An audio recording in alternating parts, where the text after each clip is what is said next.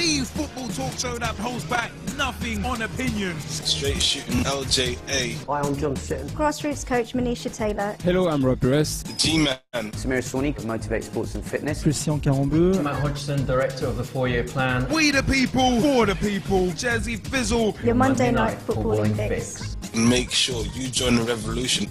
The pitch is where we eat. The pitch is where we sleep. And the pitch is where we talk. Each and every Monday night of your lives. At youtube.com/pitch talk. For podcast links and information, check out our official website www.pitch-talk.com.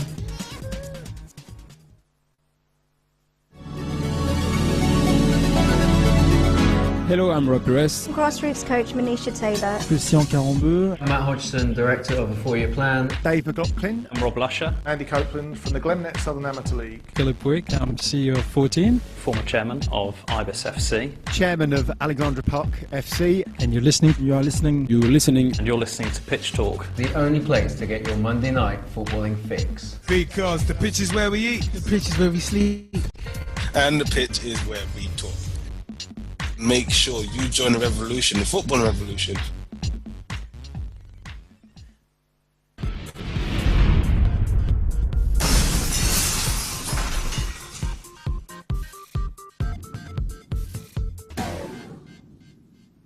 Hi, I'm John Sitton and I'm here with Gavin, Liam and Gerald on Pitch Talk. The football talk show that pulls no punches and holds back nothing on opinions. Hello, I'm Rob Perez. My name is Christian Carambeu. I'm grassroots coach Manisha Taylor. Hi, I'm Matt Hodgson, Director of the 4-Year Plan, and you're listening to Pitch Talk, the only place to get your Monday night footballing fix. Make sure you join the revolution. The pitch is where we eat. The pitch is where we sleep. And the pitch is where we talk. I'm Andy Copeland from the Glennet Southern Amateur League. Philip Wick, I'm CEO of 14. I'm Rob Lusher, former chairman of Ibis FC. I'm Samira Sawhney, co-founder and co-director of Motivate Sports and Fitness. And you're listening. And you're listening to Pitch Talk.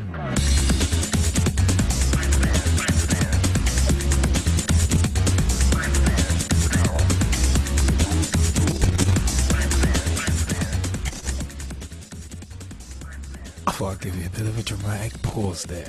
And the reason why I would give a dramatic pause would be because I'm about to say, ladies and gentlemen, boys and girls, children of all ages, straight shooting LJ, the G-Man and Jazzy Fizzle proudly bring to you the football talk show that pulls no punches and of course holds back nothing on opinions, because the pitch is where we eat, the pitch is where we sleep, and the pitch is where we talk. Woo! What's up to all the people out there, the YouTubers? You should be seeing me live right now. And we'd like to say, look just below me, welcome to your Monday Night Footballing Fix. Woo! Oh my God! Oh my God! www.pitch-talk.com is the official website where you can join us. Join the footballing revolution. That's the official website, www.pitch-talk.com. Remember, facebook.com/pitch-talk. Become a fan, become a friend, become a member of the group. Join the footballing revolution. We are working so hard to create. myspace.com/pitch-talk, pitch-talk.blogspot.com or .co.uk will allow you to view the blogs by yours truly, Straight Shooting LJ, the G-Man, and Jazzy Fizzle too. Also, many others have blogged and continue to blog for us, including Big T, aka Thomas Hewitt. Mike Harniman's done a couple. Dave Meir, aka @Mearcy on Twitter. It's one of them ones. Ross Vernon and many, many more. Quite a lot. But you know what? Also, remember, you can call us and text us live. What's that? Yeah, you can see what that is. You can see what that is. It's called a mobile phone. 07535804466 is the mobile number. Call us, text us, let us know your views. Also, I'd like to say Pitch Talk 1 on Skype. We've got a few Skypers in the house tonight, as per usual. Join the party. Pitch Talk 1 on Skype.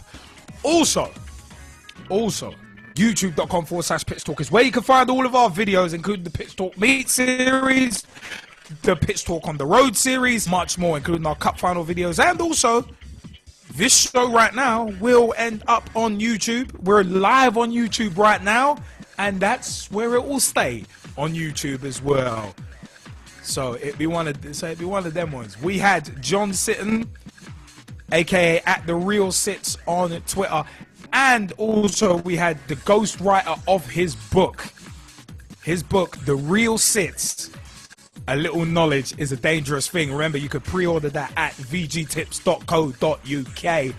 Also at vgtips.co.uk, ran by the man we had in last week as well, which was Vernon Grant, the ghostwriter of John Sitton's book, The Real Sits. A little knowledge is a dangerous thing.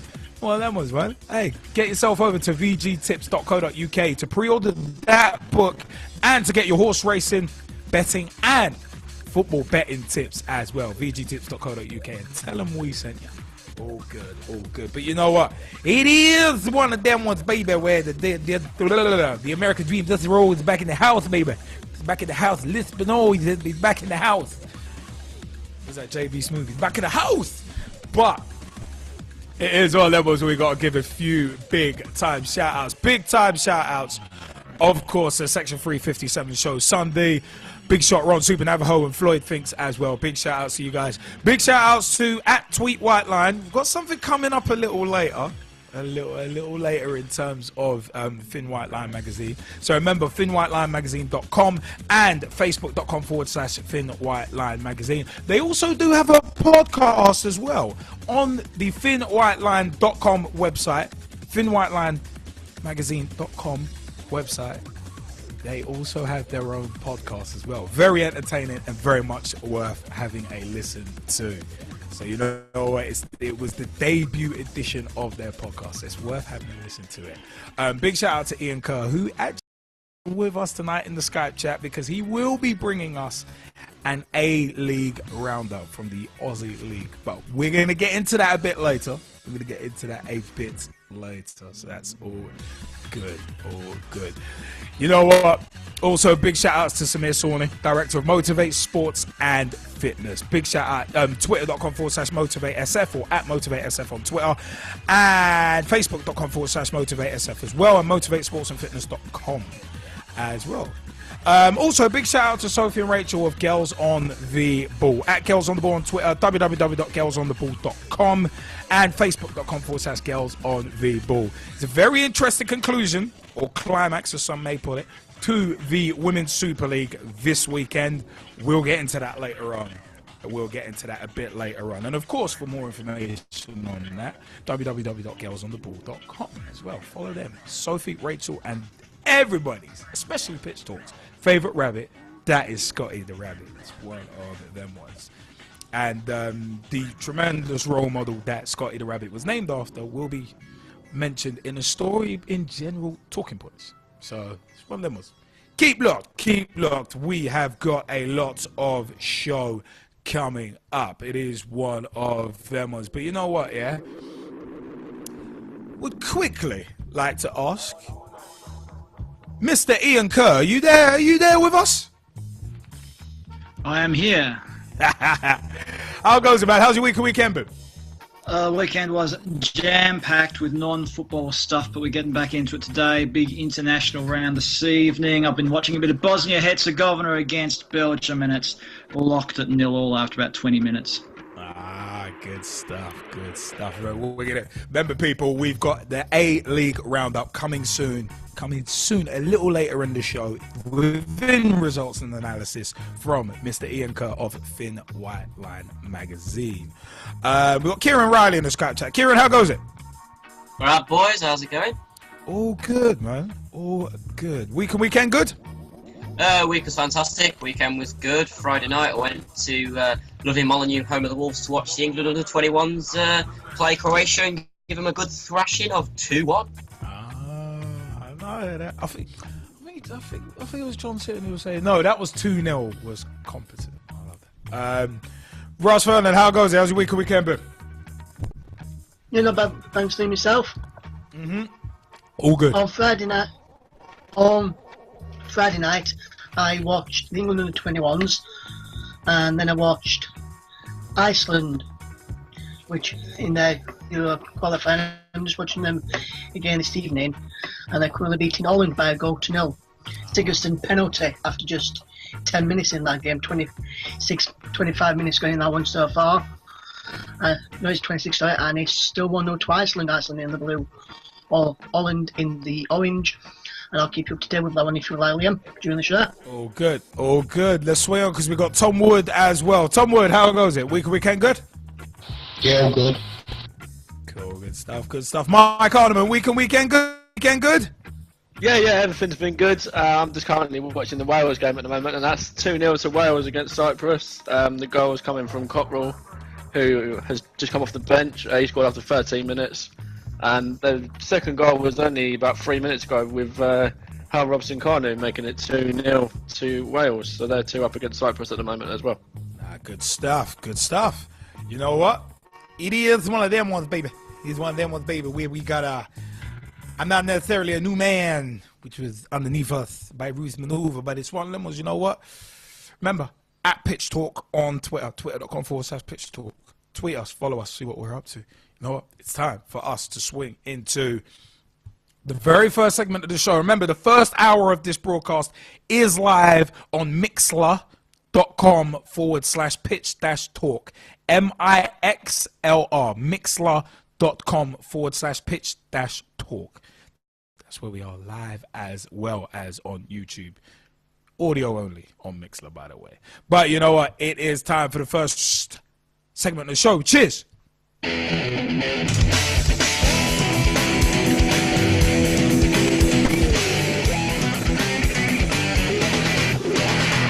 Results and analysis.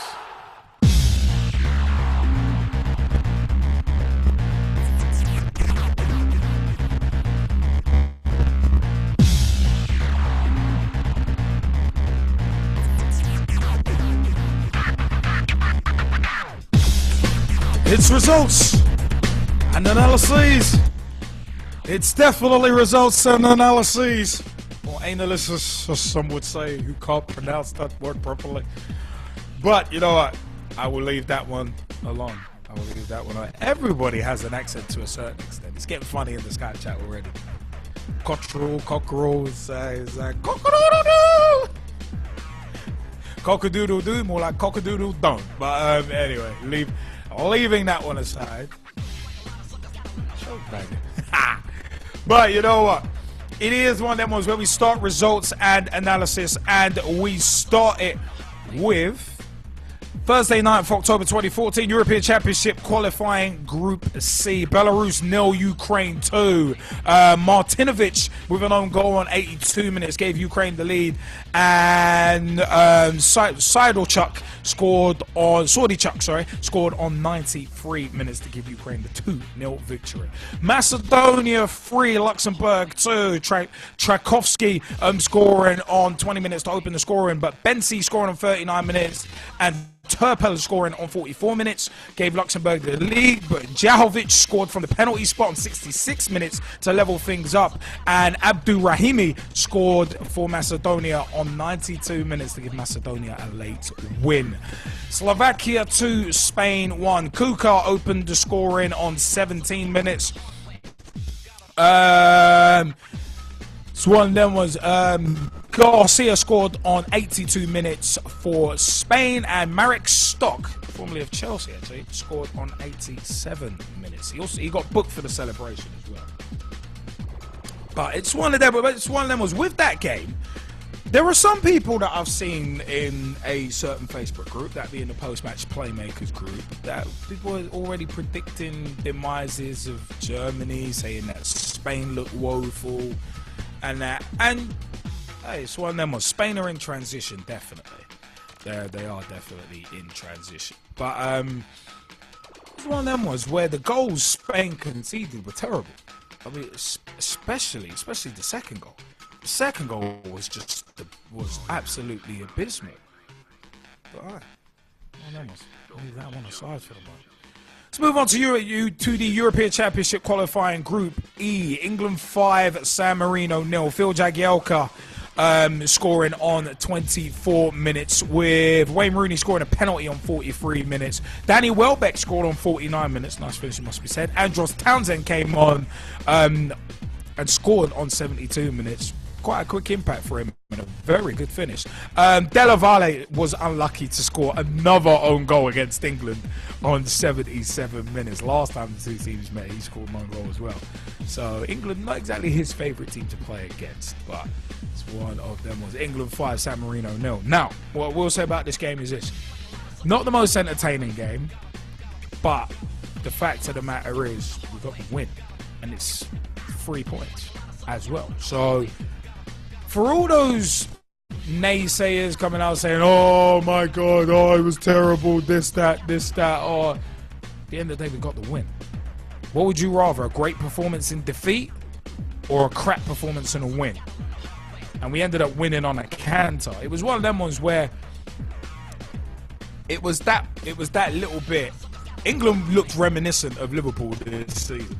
Just that little bit of cutting edge in the final third. Possession, all ours. Because San Marino set up with 2 banks of 4. That's literally all they did and sat back. But their striker basically inhabited the centre circle for the whole match. So it was one of them where you could see, you could legitimately see that San Marino wanted to just frustrate England and in large part frustrate the crowd. But the fact that we went in 2-0 up at half time, I think it kind of eased the tension a bit. But if any, that's quite funny from Mike Harniman. We're going to get to that in a sec, because Joe Hart had hardly any touches throughout the match, and he kept getting cheered every time he got a touch. It's like, hey! Mike Harniman, what was that you said in the chat about Joe Hart and England fans online? Yeah, it's just kind of adding to what you said there. The England fans actually decided to give Joe Hart man the match for his performance or lack of performance or whatever you want to call it. For his great touches. His assured touches on the ball. He done well. The 3 touches were perfect. I love it. Oh my God. Ross Vernon, you wanted to jump in on this? Yeah, because after the match between England and San Marino, I went on WhatsApp, as most of you know I've got WhatsApp now, and was speaking to the G-Man. And the G-Man messaged me saying, because I've messaged him with the team and I said, we're going to win 11-0, and he messaged me, Wilshire's been amazing, Sterling was rubbish, and Henderson was lost. So I said, replied back to him saying, yes, Wilshere being good, Sterling disappointed me this evening. Could have had 11-9 with the chances we had, expecting a tougher game on Sunday against Estonia, which will go minutes. Oh, good. You know what? Yeah, it was one of them ones where Sterling's had a couple of off games. It's one of them ones, but the fact of the matter is he's young. It's one of them ones. This is what gets me about a lot of football supporters. It's a case of someone has a couple of good games, boom, pressure of the world on their shoulders. Next big thing this, next big thing that. And you don't let the person flourish, and then you scrutinize everything they do. That just annoys me. That's just a pet hate. That whole short-termism thing is just really, really annoying to me. But it's one of them. Nature of the beast. Nature of the beast, I suppose. But we've had an update on Bosnia-Herzegovina and Belgium. Bosnia-Herzegovina are 1-0 up against Belgium after 27 minutes. Edin Dzeko scored the goal. So Bosnia are 1 up. Let's shift on to Lithuania 1, Estonia 0. Mikulunias scoring the only goal of the game after 76 minutes. Slovenia 1, Switzerland 0. Novakovic scoring the only goal of the game on 79 minutes. In the European Championship qualifier Group G, Liechtenstein 0, Montenegro 0, or Montes Negro as I like to say. Moldova 1, Austria 2. Alaba scored a penalty on 11 minutes. Dedov equalised on 27 minutes. That's a fucking name. And Janko scored on 51 minutes. Sweden 1, Russia 1. Janko was sent off on 82 minutes as well. Sweden 1, Russia 1. Kokorin scoring on 10 minutes. No, don't go anywhere with those names. And big shout out to Big T as well. Don't even go with that. And Ola Toivonen scored on 49 minutes. Italy have scored, and Pele is the scorer. It's Graziano Pele. But let's shift into Friday's results, because it's Friday. Actually, oddly enough, Israel and Cyprus I actually caught a little bit of, actually. But it is one of them ones. But let's shift into, there was a particular result, and we'll swing into in a second. There were a couple of instances with keepers kind of coming out, jumping, punching, and completely missing. But you know what? Let's move on to Friday, October 10th, 2014. Latvia 0, Iceland 3. Rudnevs got sent off on 55 minutes. Gylfi Sigurdsson, who's also scored tonight, scored on 66 minutes. Gunnarsson scored on 76 minutes, and Gislason scored on 90 minutes. Holland 3, Kazakhstan 1. And the Dutch were stunned when Abdullin's goal went in on 17 minutes. It's a fantastic header, by the way. Must be said. Stooping low, got away from his marker. Fantastic header. But Klaas-Jan Huntelaar, who came on as a sub, scored on 61 minutes, almost instant impact. Zolchiev got sent off on 64 minutes. Ibrahim Afellay, a man who at one point was touted as the next big thing when he went to Barca, but injuries have curtailed his career. But Afellay scored on 82 minutes. Huge deflection on it. And Van Persie scored somewhat of a questionable penalty on 89 minutes.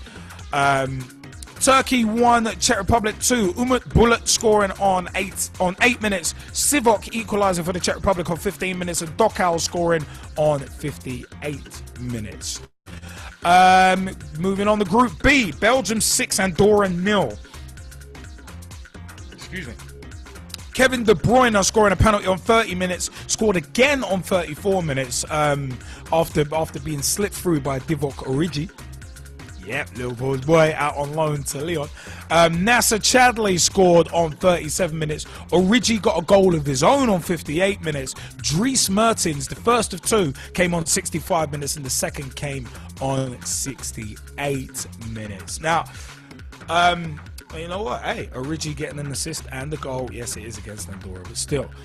Dries Mertens, I think it was his 65th minute goal, which is a legit goal of the week contender. The stuff for the weeks later on in the show. Hang around for that one. Very interesting stuff. Gotta say, very interesting stuff. Cyprus 1, Israel 2. Damari scoring on 38 minutes. Tal Ben-Haim scoring. Wow, scoring on 45 minutes. And Makridis scored on 67 minutes to give Cyprus their consolation goal. I was actually out and about, but I got to see bits and bobs of the second half of that game. Interesting. Wales 0, Bosnia-Herzegovina 0. And Ian, what you said in the Skype chat, Ian Kerr or Finn White Line, please articulate that for the people, because that's hilarious. Well, I'm not actually watching the Malta versus Italy game, but I've just read on Twitter that their captain, Michael Mifsud's just been sent off. He was playing last season in Australia, and he was bloody hopeless. Couldn't score, couldn't hit a cow with a banjo, whatever the saying is. Anyway, he's been sent off against Italy after 28 minutes. It was the fastest send-off for a captain in a Euro qualifier ever on a Tuesday after dinner. Well, you know what? The fact that it's after dinner means he can rest off that food and also get some after dinner mints. Because, well, I think he's going to be hoping that his manager has some after dinner mints, because he's going to get chewed out by him. All good. Thank you for that, by the way. Let's shift on in terms of Group H in the European Championship qualifiers. Bulgaria 0, Croatia 1. Bodorov getting the only goal of the game as an own goal on 36 minutes to give Croatia the points. Italy 2, Azerbaijan 1. Cellini getting up brilliantly for a header on 43 minutes. Did the same again on 82 minutes, but he also scored an own goal on 76 minutes. Now, when I tell you the defending on that set piece was terrible, it was awful. In the 6-yard box, there was literally no one. There was literally no one there. No one attacking the ball. No one defending it either. And then it just bounced up off of Chiellini's leg and went in. It was like, wow, that is really un-Italian defending. That's one of them. That's one of them set pieces in terms of defending. It's in terms of defending, there literally is only one rating you can really give it, and it is -5 stars. -5 stars. -5 stars. You gotta give that rating to that defending. But Italy ended up winning. Malta 0, Norway 3. On 22 minutes, Daly scored, and King scored twice, once on 25 minutes, once on 49 minutes, to give Norway the 3-0 win. Ross Vernon, there's been an update in Iceland v the Netherlands. Yes, and Iceland have just scored. It is 2-0 to Iceland against Holland. A brilliant strike. I'm not sure who it was. I think he was their captain who struck it from a corner, and he just scored, and it's 2-0 now to Iceland on 42 minutes. Iceland 2, Netherlands 0. That's why mothers shop at Iceland. For goals. I must say, Liam, I saw them on Friday night. This is Iceland, by the way, and they played some decent football against Latvia, and they deserve to win Friday in the 3-0 win, which Guffey Sigurdsson, who scored again tonight, scored a fantastic goal in the 3-0 win against Latvia in the match I watched. The reason why I'm watching this, Leeds play Rotherham this weekend on Friday night, and we've got Kelly Ollison of Rotherham playing for Iceland, so we're watching to see how he does at a Friday. All good. All good. You know what? Yeah, let's shift on. I had to put this up with this in the. I had to put this up with the Skype chat there because there were a couple of international friendlies. One of which was United Arab Emirates 0, Australia 0, Saudi Arabia 1, Uruguay 1. Muat Falata scoring an own goal on 47 minutes, and Hazazi scoring for Saudi Arabia on 90 minutes. Mexico 2, Honduras 0. Javier Hernandez scoring on 22 minutes, and Alanes scoring on 37 minutes. Ian, did you manage to catch United Arab Emirates v Australia, that 0-0? No, I was washing my hair. Please don't tell me you're bald. No. The one that was, I was washing my hair, but wait, you look like Greg Wallace. No, I'm totally kidding on that one. You know what was the Australian view on that game against United Arab Emirates? Was it one of them was because it was a friendly, no one really gave it them? I haven't paid too much attention to it. I've got to be perfectly frank. I couldn't be bothered watching the game. I haven't even been bothered reading a match report. I saw the score and thought, well, what a waste of time that was.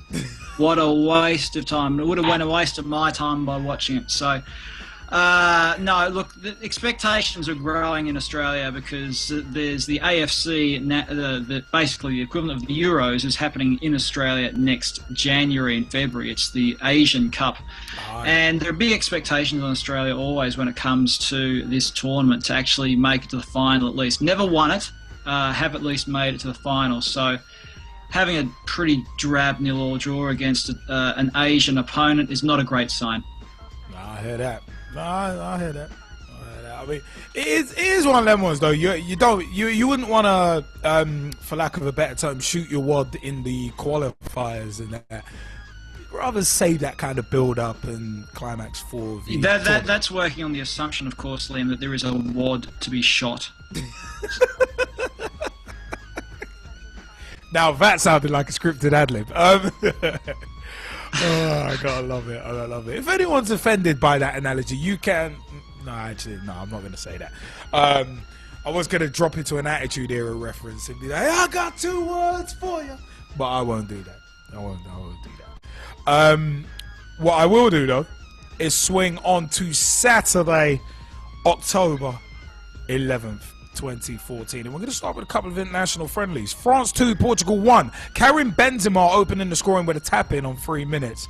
After Rui Patricio actually made a very good save. I think it was from Pogba. It was a good save. And then it was either Pogba or Matuidi. I can't remember which one. But it was one of them ones. It was a good save. And then it was like, he's palmed it right into Benzema's path. Damn. But yeah, Pogba actually scored on 69 minutes. Very nice finish as well.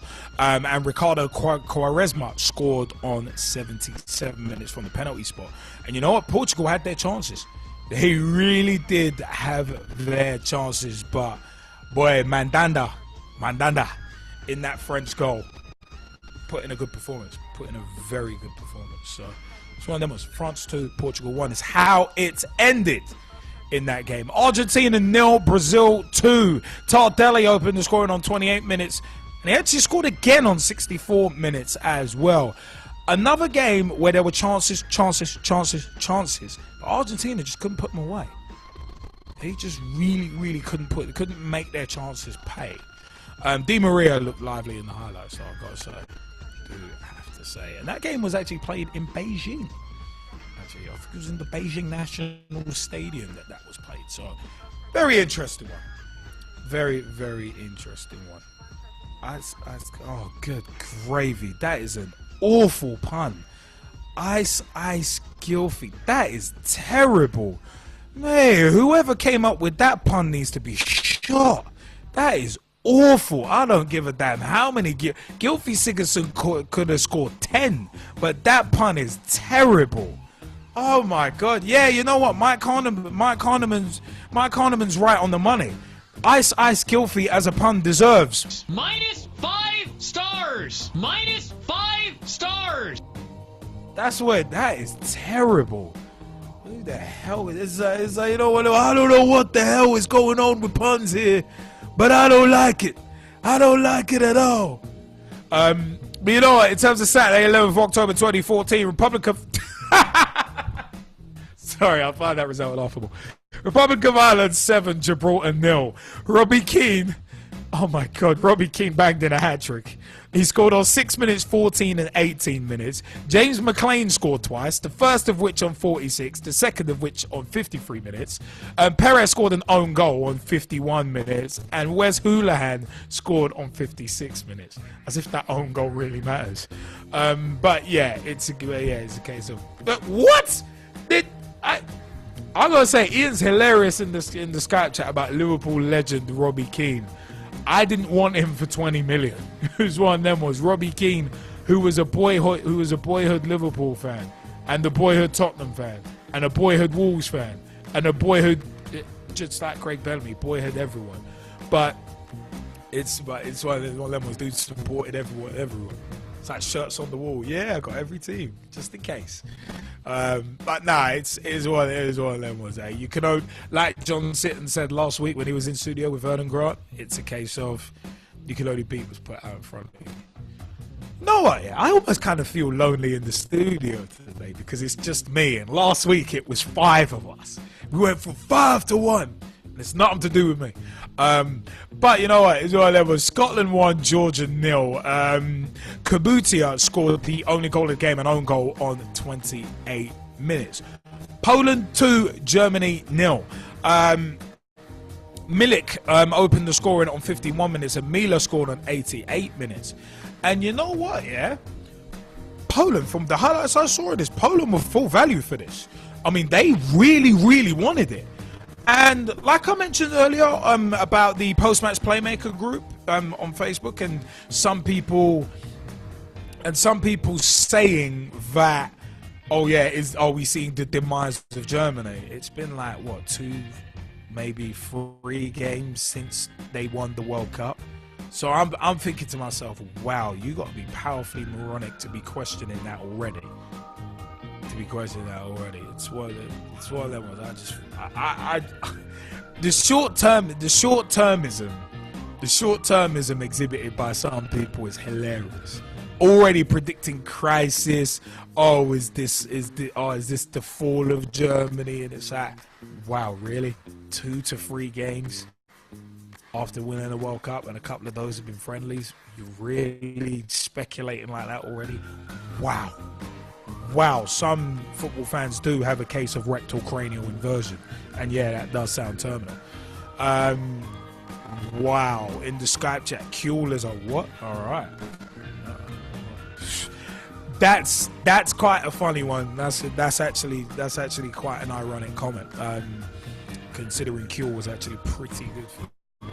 Yo! I got to say, so it's one of them ones. But let's shift on to the European Championship qualifying Group F.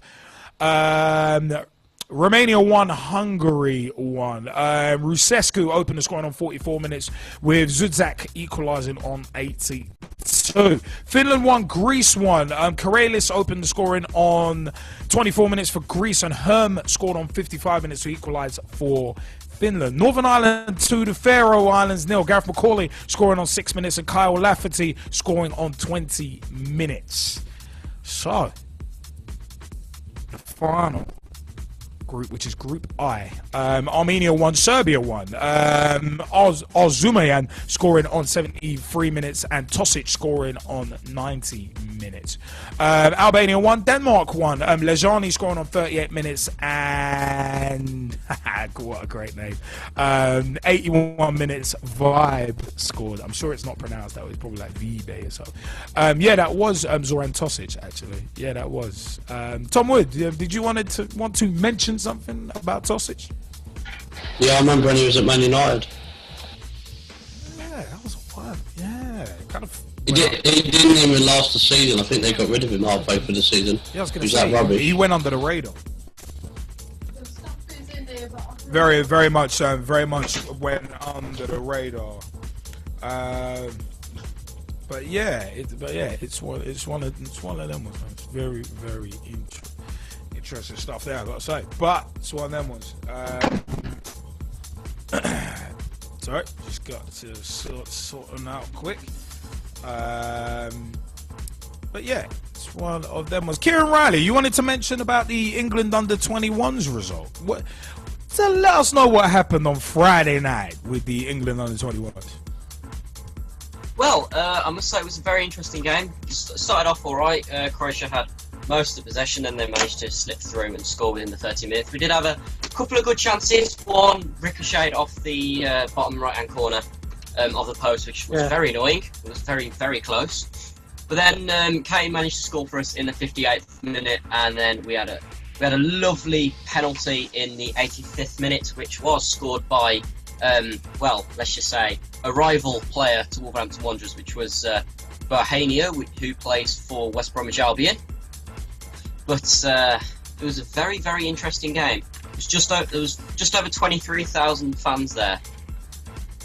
Nah, that's good to hear. Nah, you know what? Yeah, that is. It's good to hear that there's a good few thousand fans there, because at the end of the day, the under-21s game does need support. So, one of them was.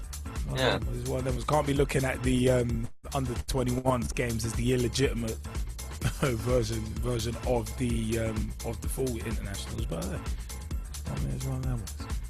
No, it's good to hear. But you know what? Yeah, the weekend was interesting. Was very interesting for another reason as well. But we'll get on to the Sunday matches in just a second, because we are actually going to start on Sunday with European Championship qualifying Group G. Austria won, Montenegro 0. Okoti, scoring for Austria on 24 minutes, the only goal of the game. Russia won, Moldova won. Zubia scoring on 73 minutes, and Eperenu scoring on 74 minutes to equalise for Moldova. Sweden 2, Liechtenstein 0. Zengin scoring on 34 minutes, and Dermaz scoring on 46 minutes. Shifting up the Group E. Lithuania 0, Slovenia 2. Novakovic scoring on 33 minutes and 37 minutes to give Slovenia the victory. Estonia 0, England 1. Klavan got sent off in 48 minutes, and Wayne Rooney scored a 73rd minute free kick. You know what, yeah? From the highlights, looked like England dominated possession. But the fact of the matter is, eked out the win. That's what I will say. Eked out the win. If any of the Skypers want to jump in on Estonia, England, please let me know in the Skype chat. You know what? With the 3 lines upon my chest, that is the result that I love the best this week. So it's all good. Tom Wood, did you want to jump in on Estonia, England? Yeah, I think it was a bit lucky, to be honest, because in the first few minutes I thought Estonia was going to score, especially the one where it hit Cahill and it just went out for the corner. Like, I think it was in the second minute. But we've got the goal, and hopefully we can go on and win the group now, not give away too many sloppy goals. No, I heard that. I mean, that is one thing we've got to eradicate is sloppy goals. I mean, at any level, you've got to eradicate that, but you've got to make sure you're scoring them. But at least we've had a couple of shutouts against small teams, but still, we've had a couple of shutouts. Mike Harniman, did you want to jump in as well?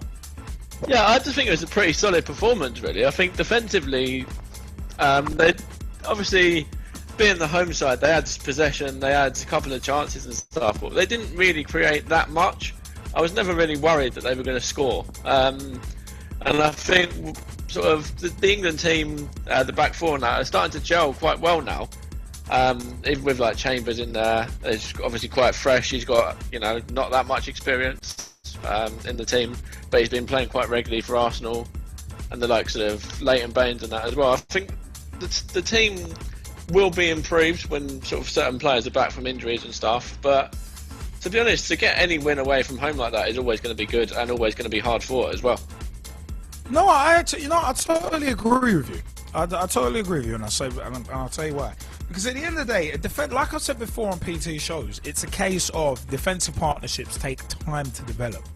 They don't come overnight, and at the end of the day, you can see that the England side we don't have an identity at the moment, and that's one of many things wrong. But the fact of the matter is, some things are starting to come together, and that's the important thing. Yes, it's against smaller teams, but you can only beat what's put out in front of you. So San Marino, there were a lot of people going, "Oh yeah, England a bit crap, but we won.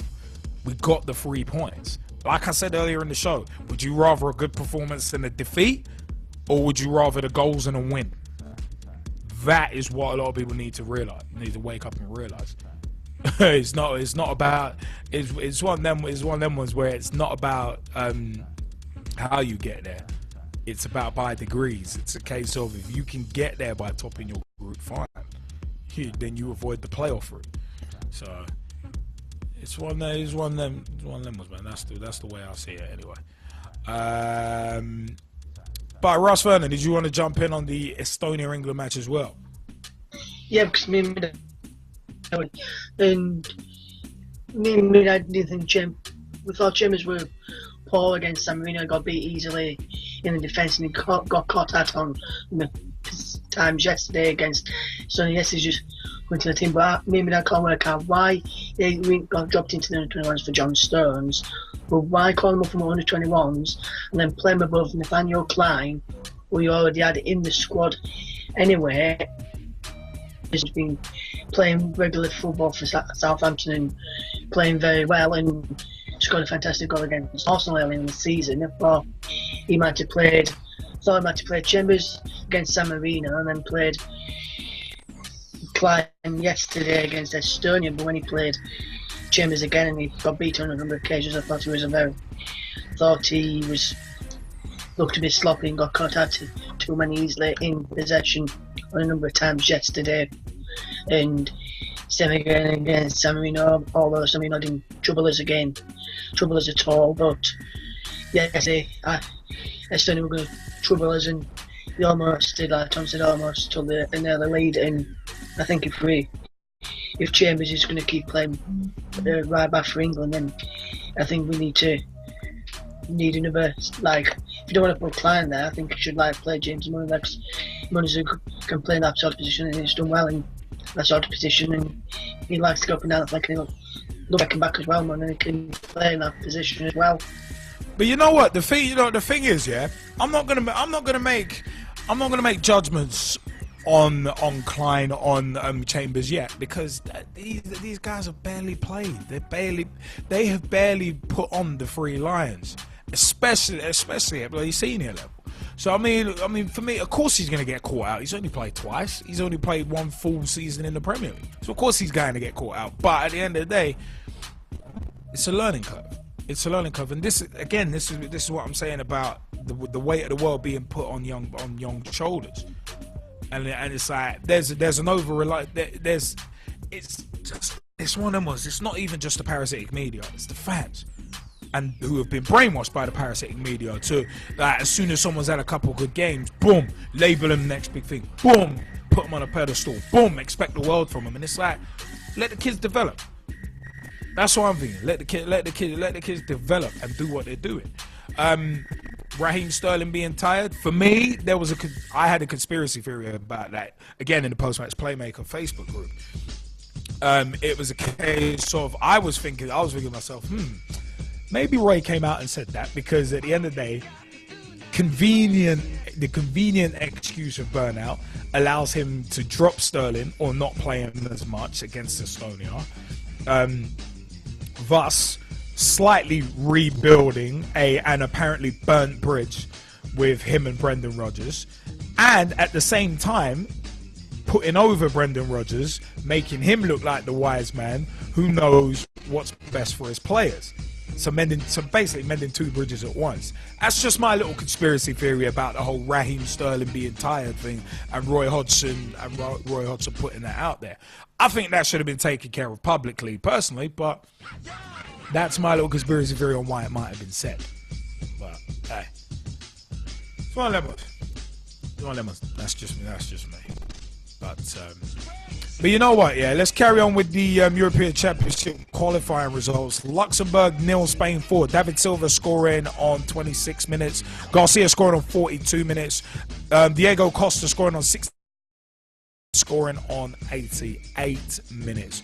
Belarus 1, Slovakia 3. Marek Hamšík scoring on 65 minutes, and on 83 minutes he scored again.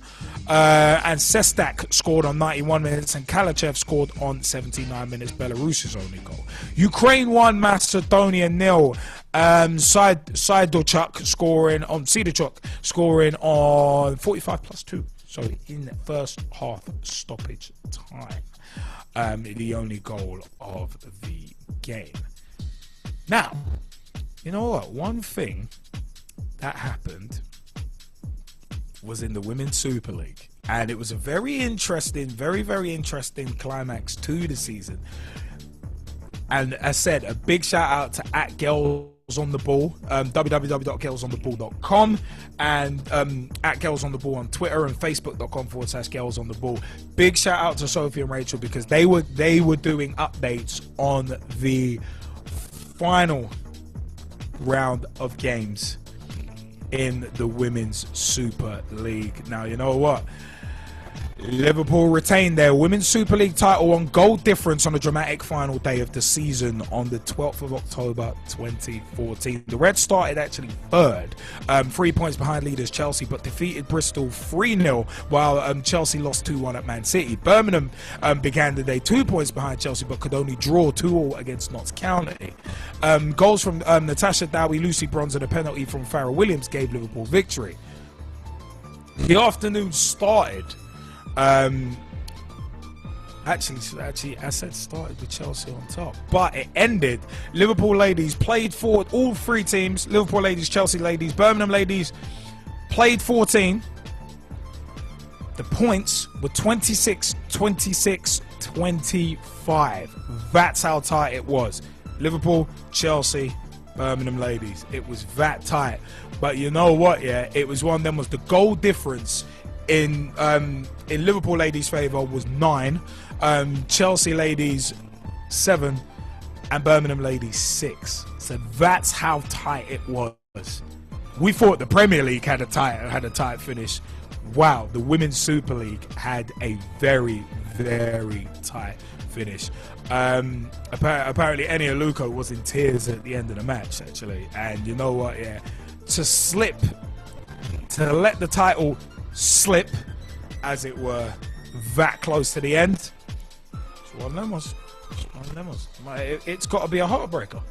It has to be an absolute heartbreaker. But you know what? Yeah, props to all three of those ladies' teams that made the final day what it was. I mean, it was mental. I mean, as I said, if you want a blow-by-blow account of the final day of the Women's Super League, at Girls on the Ball on Twitter, facebook.com/Girls on the Ball, and www.girlsontheball.com.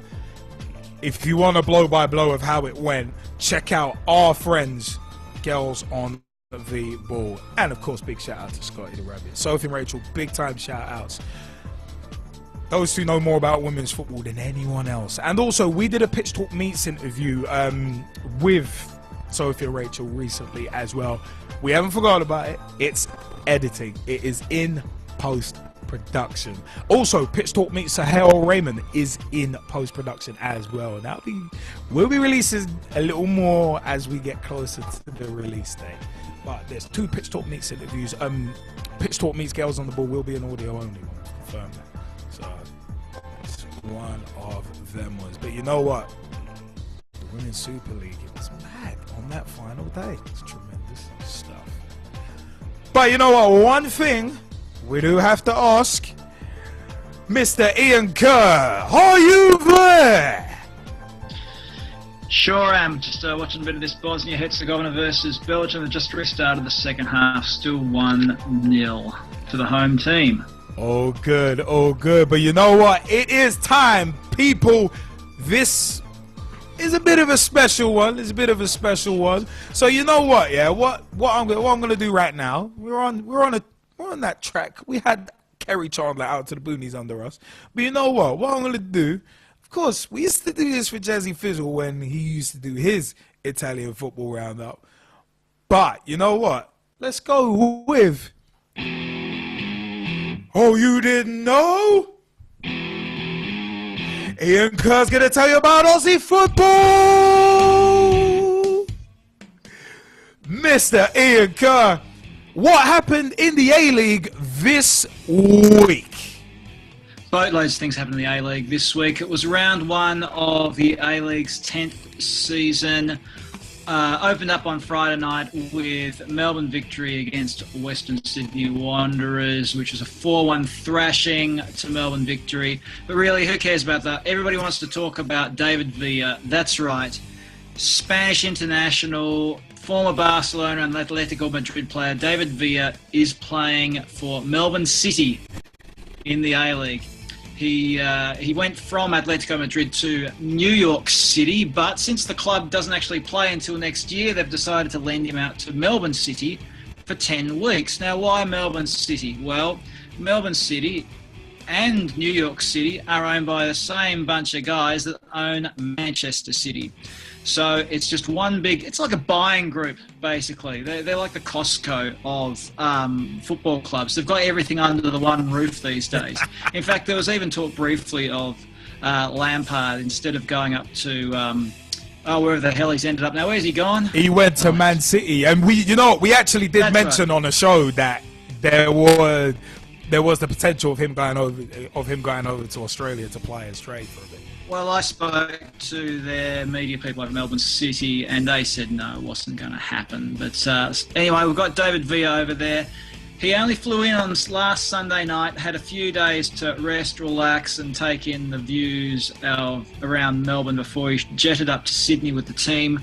Came off the bench in the second half and scored almost with his first touch. Made it look easy. And, oh my goodness, 1-1. Belgium have just scored. Made it look easy up there against Sydney FC. Sydney FC, not a great team, got to say, but still scored with his first touch. Some of his teammates include Slovenia's captain and Damien Duff, 35 years old, still out there. His knees are still working somehow. And I have to say, he played a blinder on Saturday night. So there you go. David Villa, watch week one. He has scored 1 goal. Always good. Always good to have a debut week and score in your debut week. It's always good. We gotta say that much. But Ian, a quick question: where can we find all the info about Thin White Line magazine and also your podcast as well? That's a beautiful unscripted question, Liam. Thank you very much for asking it.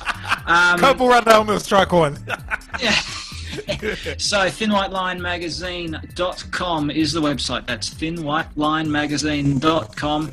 That's the website. We've got a blog there. We've got various bits and pieces. You'll find a link to our podcast there. That's all the free stuff. But you want the really good stuff, you have a look in our shop. We've got back issues of issue 0, issue 1 and issue 2. Issue 2 featured Jurgen Klopp on the cover. Issue 1 has the great Tim Cahill on the cover. Issue 0, George Best. Now, you can snap that up in our shop. We've also got a couple of T-shirts left. So if you're the kind of person that likes wearing T-shirts, have a look at our web shop. I think we've got about 3 or 4 T-shirts left in stock, so have a look there. thinwhitelinemagazine.com. All good. Also, remember, issue 0, Pitch Talk actually feature in issue 0 as well. So all them ones, go to that shop at thinwhitelinemagazine.com. And also, come on, pick it up, man. Pick it up. Have a listen to the podcast. Pick up a magazine and a T-shirt as well. All good.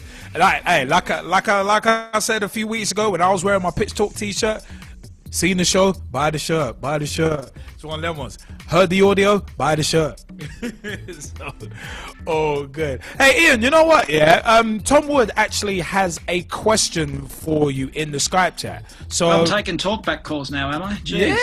Yeah, always, man, always. Tom Wood, what was that question you had for Ian? Who is the richest club in the A-League?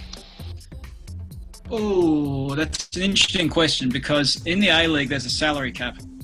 So there's a salary cap which means that you can only pay a certain total amount for your players. However, each team is allowed to have what they call a marquee player. And the overseas marquee is outside the salary cap, and you can have an Australian marquee who's outside the salary cap as well. I generally say that up until Manchester City taking over Melbourne City, with the other Melbourne club, Melbourne Victory was probably the richest because they have the biggest supporter base. They've won the most titles, and not the most titles, sorry, but they've got a very successful club there, and have always been on a very successful financial footing. In fact, shares are about to go on sale to the club, and they're priced rather handily, if I can put it that way. Not that I'm trying to give anybody financial advice. Don't take financial advice from me, in fact. So when it comes to the richest club, it's not such a clear-cut thing like you might have in some of the other leagues where you're able to just tip money into a club without really worrying about a salary cap. Basically, any money that's not spent on the salary cap goes on outside of the first team stuff, such as training facilities, and the like. There's a big focus now in Australia on developing youth. Now, why I say developing youth is because it's a way to get good players into your squad. That obviously you've got a limit as to how many overseas players you can have in your squad. The second thing is that now Australia is part of the Asian Confederation. I mentioned the AFC Asian Cup, which is being played next year. So all of these club teams are playing in their equivalent of the Champions League against Asian teams. Now, not all of these Asian teams operate under a salary cap. For example, there's one of the clubs in China, I think it's Guangzhou. They have something like 40 outdoor training pitches for their juniors.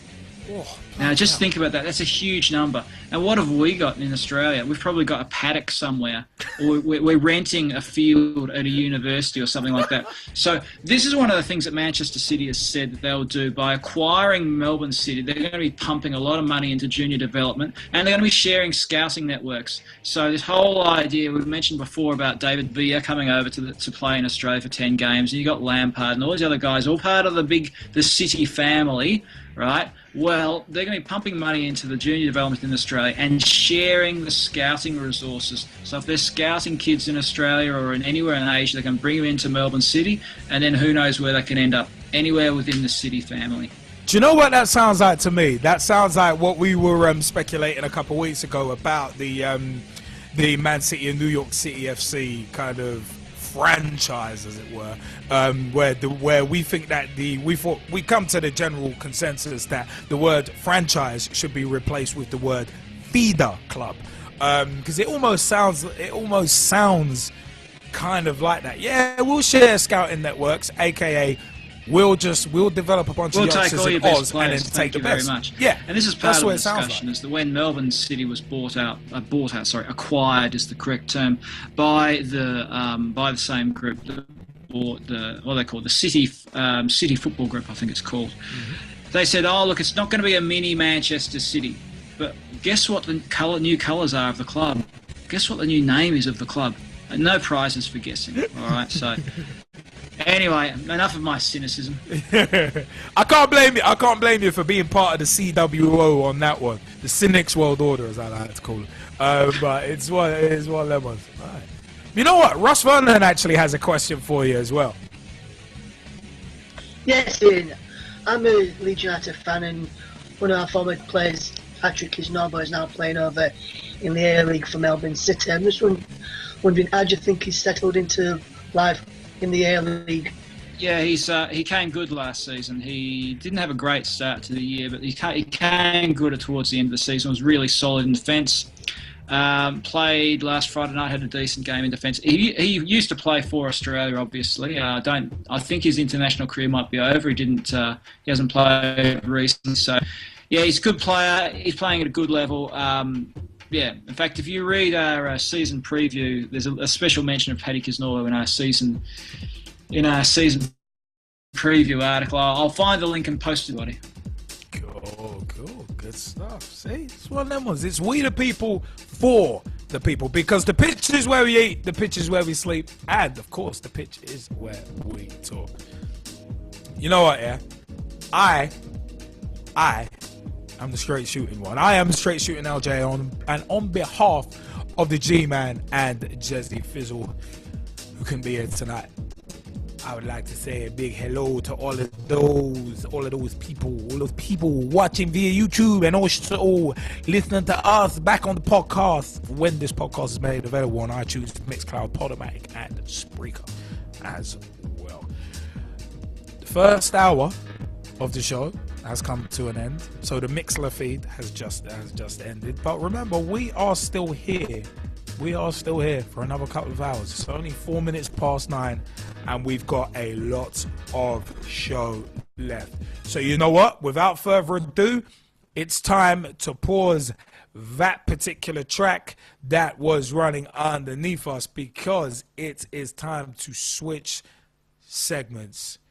And by the way, big shout out to Thin White Line Magazine as well, and a big thank you to Ian Kerr for joining us and answering some questions about the A-League. See, if you want to know about the A-League, come to Pitch Talk and we'll hook you up with the right people.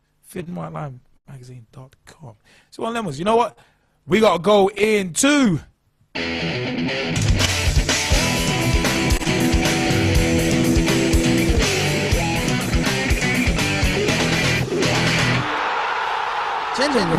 Talking Points.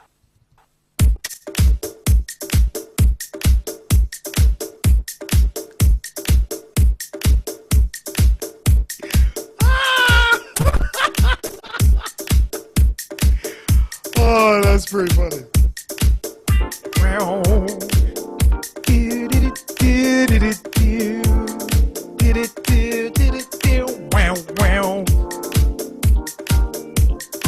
I'll do this on my own today.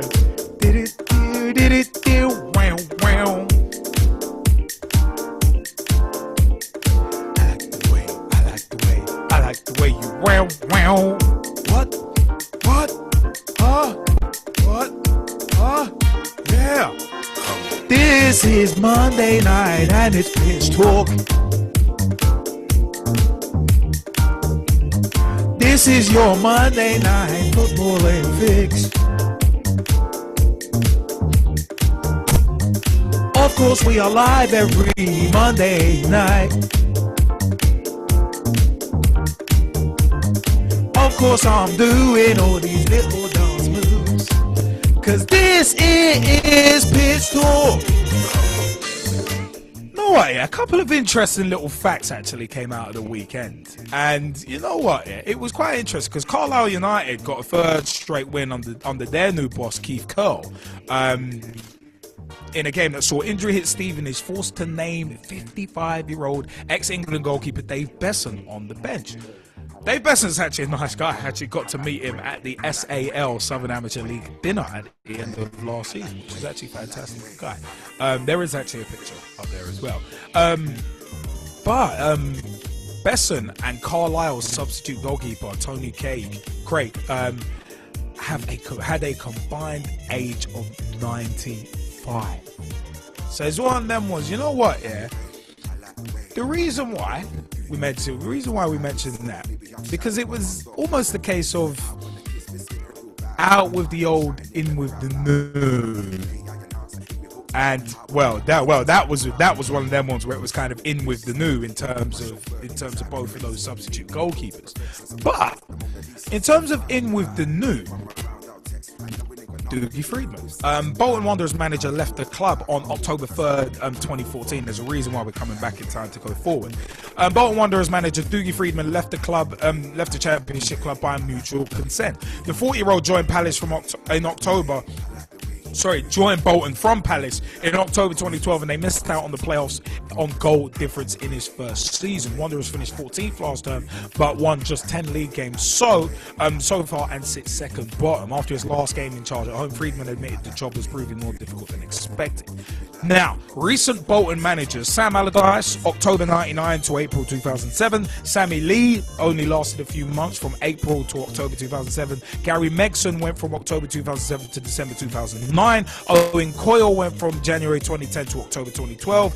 Dougie Freedman went from October 2012 to October 2014. Now, the reason why we mentioned that is because Neil Lennon, former Celtic boss Neil Lennon, on the 12th of October 2014 was named as manager of Championship side Bolton Wanderers, and they're rock bottom at the moment. Rock bottom, yes, there is an OWR there. But you know what? Lennon, who's 43, who's been out of work since leaving Celtic in May after 4 years in charge, succeeds Dougie Freedman, who left the Trotters earlier in the month. Gonna come back to that. Roberto Di Matteo. Schalke appointed the former Chelsea boss, Roberto Di Matteo, on October 7th, 2014. Former Chelsea and West Brom boss Roberto Di Matteo was appointed as the new manager of German club Schalke. The Italian, who's 44, succeeds Jens Keller following the Bundesliga club's inconsistent start to the season. Schalke are 11th in the league with 8 points from 7 games, having won just twice. They are third in their Champions League group after 2 draws, including holding Chelsea 1-0 at Stamford Bridge. Di Matteo is set to face his former club when the two teams played a reverse fixture in Germany on November 25th. Di Matteo's managerial record at Milton Keynes Dons in 2008-09: 52 games, 27 wins, 11 draws, 14 defeats. West Brom 2009 to 2011, 83 games, 40 wins, 19 draws, 24 defeats. And Chelsea in 2012, 42 games, 24 wins, 9 draws and 9 defeats. Still got canned off for 4 months. Anyway.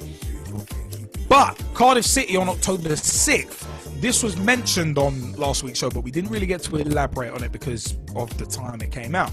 But Cardiff City finally appointed ex-Leyton Orient boss Russell Slade as their new manager. Slade, who's 53 years old, had been helping the Championship club as a consultant since quitting as Orient manager. The Bluebirds and Slade's former club, side Orient, had been in dispute over his proposed appointment at the Welsh club. I'm grateful to Vincent Tan for giving me this opportunity, as Cardiff City is a fantastic football club, said Slade. Cardiff owner Vincent Tan said he was delighted and called on the club's fans to back Slade while criticising former manager Malky Mackay, who he sacked in December 2013. Look at Russell's track record. He certainly deserves to be given a chance, said Tan. After all, Cardiff gave a chance to a mediocre manager from Watford.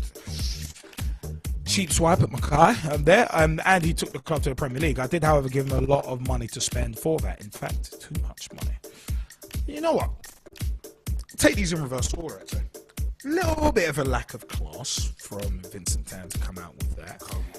Because it's one of them ones, there's just no need to say that. You know, one of them ones where there's no need to be saying that kind of thing. But fact of the matter is, Russell Slade is going to he's got a chance. It's a big chance, but with a big chance comes big pressure. Just like the old line in Spider-Man, with great power comes great responsibility. And it's gonna be interesting to see Russell Slade make the step up. It's a shame it wasn't with Orient, actually, but Chetty basically mugged him off. So Slade was borderline genius, where it was like, you know what? Oh, I've got one game to save my job. Okay, fine. Won that game, then walked. Genius.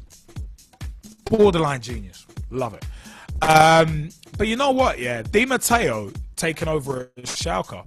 It's not bad. That's a good career move for him, because him at Schalke, he'll be allowed to do what he needs to do, and the Bundesliga, from what I know of it, will be a lot more forgiving. The media will be a lot more. The German media will be a lot more forgiving, and he'll get more time. Over here, you're under the constant glare of the media spotlight over here from fans and, of course, the parasitic media. Short term, want everything now, and it's a mad one. It is. I'm sorry, but it is a mad one. So Di Matteo's made a good move there. Neil Lennon now, after all that hoo-ha with him leaving Celtic, it just seems anticlimactic for him to go to Bolton Wanderers. It really does. It seems anticlimactic to me. And yeah, it's just one. I said it's just one of them ones. It's just really anticlimactic. So I don't know. I don't know. I just think it's an odd one, really. I just think it's a really odd one. So you know what? Yeah, we're gonna jump this out. Throw this out to the Skypers actually, because there's been a lot of opinion. And the Dave Besson thing, it is good to see some of the older players getting a little shot, getting a shot at a little more glory. I don't think either of them needed to be called upon in the end, but it shows you how strained things are the lower you go down in terms of the divisions. It shows you how strained facilities are, and there's a reference to Greg Dykes kind of thing as well. But it's one that was. You know what? Yeah. You know, Tom Wood, you wanted to jump in on a couple of these points. Yeah, it's only the Bolton one, really. Like, in a way, I'm quite happy that Bolton's gone from Neil Lennon, because I thought they was going to nick Phil Brown from us, but it looks like he's going to be Phil Brown's going to be signing a 4-year deal later on this week, and hopefully he does. It proves he's loyal, and he can get this club forward, back where it belongs, back in the Championship where it belongs. I hear that. I mean, Mike Harniman, did you want to jump in on a couple of these points as well? Yeah, Will, I'll take the Dave Besant one first. I think the main reason for that was due to his son Sam being out injured for the sort of, I think it's about a month or so now. So obviously he's come on there. And what Wesley said, he's actually come out and said, you know, the lads have seen him in training, and he basically performs really well in training. And to be honest, if he did have to come on, would do a really good job. And it isn't actually the first time it's happened, because at the end of last season we had one of our old centre-backs, Jason Goodliff, who used to be captain. He was training up to be a goalkeeper. Basically that was forced upon him because we had so sort of little options as reserve for if Chris Day got injured at the time. So we actually had Jason Goodliff, the old centre-back / captain at from years back, training up to be reserve goalkeeper. So that wasn't actually the first time that's happened. We've also had Dino Mamria, the assistant manager now, has been on the bench a couple of times. And I think even Graham Wesley was going to be put himself on the bench. Like it was really short that he actually was thinking he had to do that as well. So it was kind of just a matter of time, because the injuries we've got is ridiculous. Calvin Zola, it's weeks away yet. He's been having serious injuries.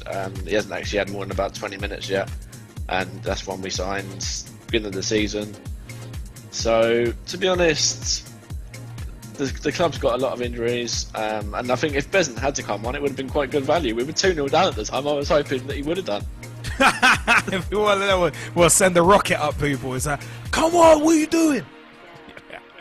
It might have been a momentary fillip. That would have been interesting. You know what, yeah? Ross Vernon, you wanted to jump in on the Neil Lennon to Bolton as well. Yeah, because I was reading yesterday while I was And my sister Jessica's with my sister's birthday yesterday, so I send a big shout out to her, Jonathan, and happy 25th birthday. Had a fantastic day, and I'm glad you are the card and the friends that got you for your birthday. That's just on the side note. And I was talking to a friend on Facebook who was involved in a final, saw it in The Guardian that it was set to be named today, and a few moments later, I saw one of the journalists from their local paper, the Bolton News, fertilised they was named the manager, so I had a quick look, and yes, he was confirmed on the Bolton website. I think it'll be probably a good appointment for him to. She said he turned down a foreign club, I can't remember which country from, to come to Bolton, so, and he said he'd only come to one of the biggest clubs in the Championship. Which, when he said biggest clubs in the Championship, for me, I think. I'm going to be with myself. I'm going to think Sheffield Wednesday is one of them. Forest, Leeds, and Derby are up there ahead of Bolton for me, and the biggest clubs in the Championship. And so I think and also today, Tranmere have sacked their manager Rob Edwards, which I'm not sure how well they're doing at the moment, but a lot of fans jumped on his back after last week midweek's game when they managed to win on penalties in the JPT last week. So I think it's going to be a good opponent for Bolton. I can see him probably staying up now. We've got Paddy Kenny on the books as well on a short-term contract until January. The former Leeds goalkeeper joined them a few weeks ago. He's back with Adam Bogdan being out injured. So I think then he'll have once he gets the right players they want in his team together in a good squad together, I think Bolton will have a good season, and I can see him going up the table and probably creeping into the playoffs come May. Well, it's going to be interesting to see how long it takes for Lennon to kind of find his feet. And the thing that I think, it's just interesting that Lennon's kind of gone from Celtic down to Bolton. And come on, let's be realistic, it is a step down from Champions League football to Championship football. And trying to stay in the Championship, that's got to be Lennon's MO. So from winning championships to staying in the Championship, it's going to be, it's going to be a different. It's going to have to be a somewhat different mentality from Neil Lennon. So I think it's going to be interesting to see how this plays out. Whether Lennon rolls in and is complacent or not, or whatever happens. So there's going to be a lot more to the story. There definitely is going to be a lot more to the stories, to the others as well. It's one of them ones. You know what? Yeah, someone very familiar has just popped up. And that is 1/3 of the most handsome, the most articulate, and the most opinionated trifecta in football right now. Another third, because I'm 1/3. Jezzy Fizzle is another third, and big shout out to him as well. And the other third, a major third, is the G-Man. G-Man, what's going on? Yo, what's going on, man? Apologies for my lateness, man. Hey, lateness ain't got it going on. But one thing, the fact that you're here, that has got it going on. Yeah, man. No, it's good to be here. Yeah, I've literally just popped on, so I ain't heard anything from beforehand yet. I hope you're having a good show so far. And my weekend was great. Oh, jokes. 10-minute diatribe. Yeah, I did this, that. You know what? We actually were speaking about we were speaking briefly about Dave Besson, 55-year-old ex-England goalkeeper Dave Besson being named on the Stevenage bench, and Carlisle's sub-goalkeeper being of advanced stage as well. Being named on the bench, and also Doogie Friedman leaving Bolton, Neil Lennon being appointed as the new Bolton boss, Schalke appointing Roberto Di Matteo, and Russell Slade being confirmed at Cardiff. So I don't know if you had a view on any of those. Well, yeah, Mike Harniman was keeping me up to date on Saturday about the whole Dave Besson thing. which I got to say that is gold. Like Mike was telling me, he's 55 years old, and you know, I don't know, man. I just find that to be comical, but also, you know, a flashback from the past, because I was talking about this. If you remember squads, yeah, you remember squad cards, and I used to remember Dave Besson at Southampton. Yeah, that's where I remember him from as well. I swear I had about four replicas of the same card, like, and I couldn't get rid of them. The worst thing is, though, Dave Besson is an archetypal goalkeeper. He's huge. Yeah, like, he's massive. So it's one of them, because like I said before, I got to meet him at the SAL dinner at the end of last season. Great guy as well. Very nice guy. Very willing to take pictures, answer questions, stuff like that. Not very nice guy. So. But in saying that, he's obviously a huge personality for Stevenage Borough to you know, hire him again, basically at the grand age of 55. You know, I think that's a golden move. But yeah, talking about the Di Matteo move, you know what? It's funny because Chelsea on the same Champions League group as them. Could he be the guy to really, you know, grind the nose of Jose Mourinho and Roman Abramovich? Yeah. Could Chelsea do some fairy tale business at the back end of the Champions League group, and, you know, somehow just make sure that Chelsea doesn't get through? Don't know. It would be one of them fairy tale stories. It would be one of them ones where it's like, where if he was to be the one to prevent Chelsea going through, it'd be like, just to Chelsea fans, it'd be like, life sucks and then you die. It would be one of them ones. You'd have to look at it as that. Next manager coming back to hurt you with his new team.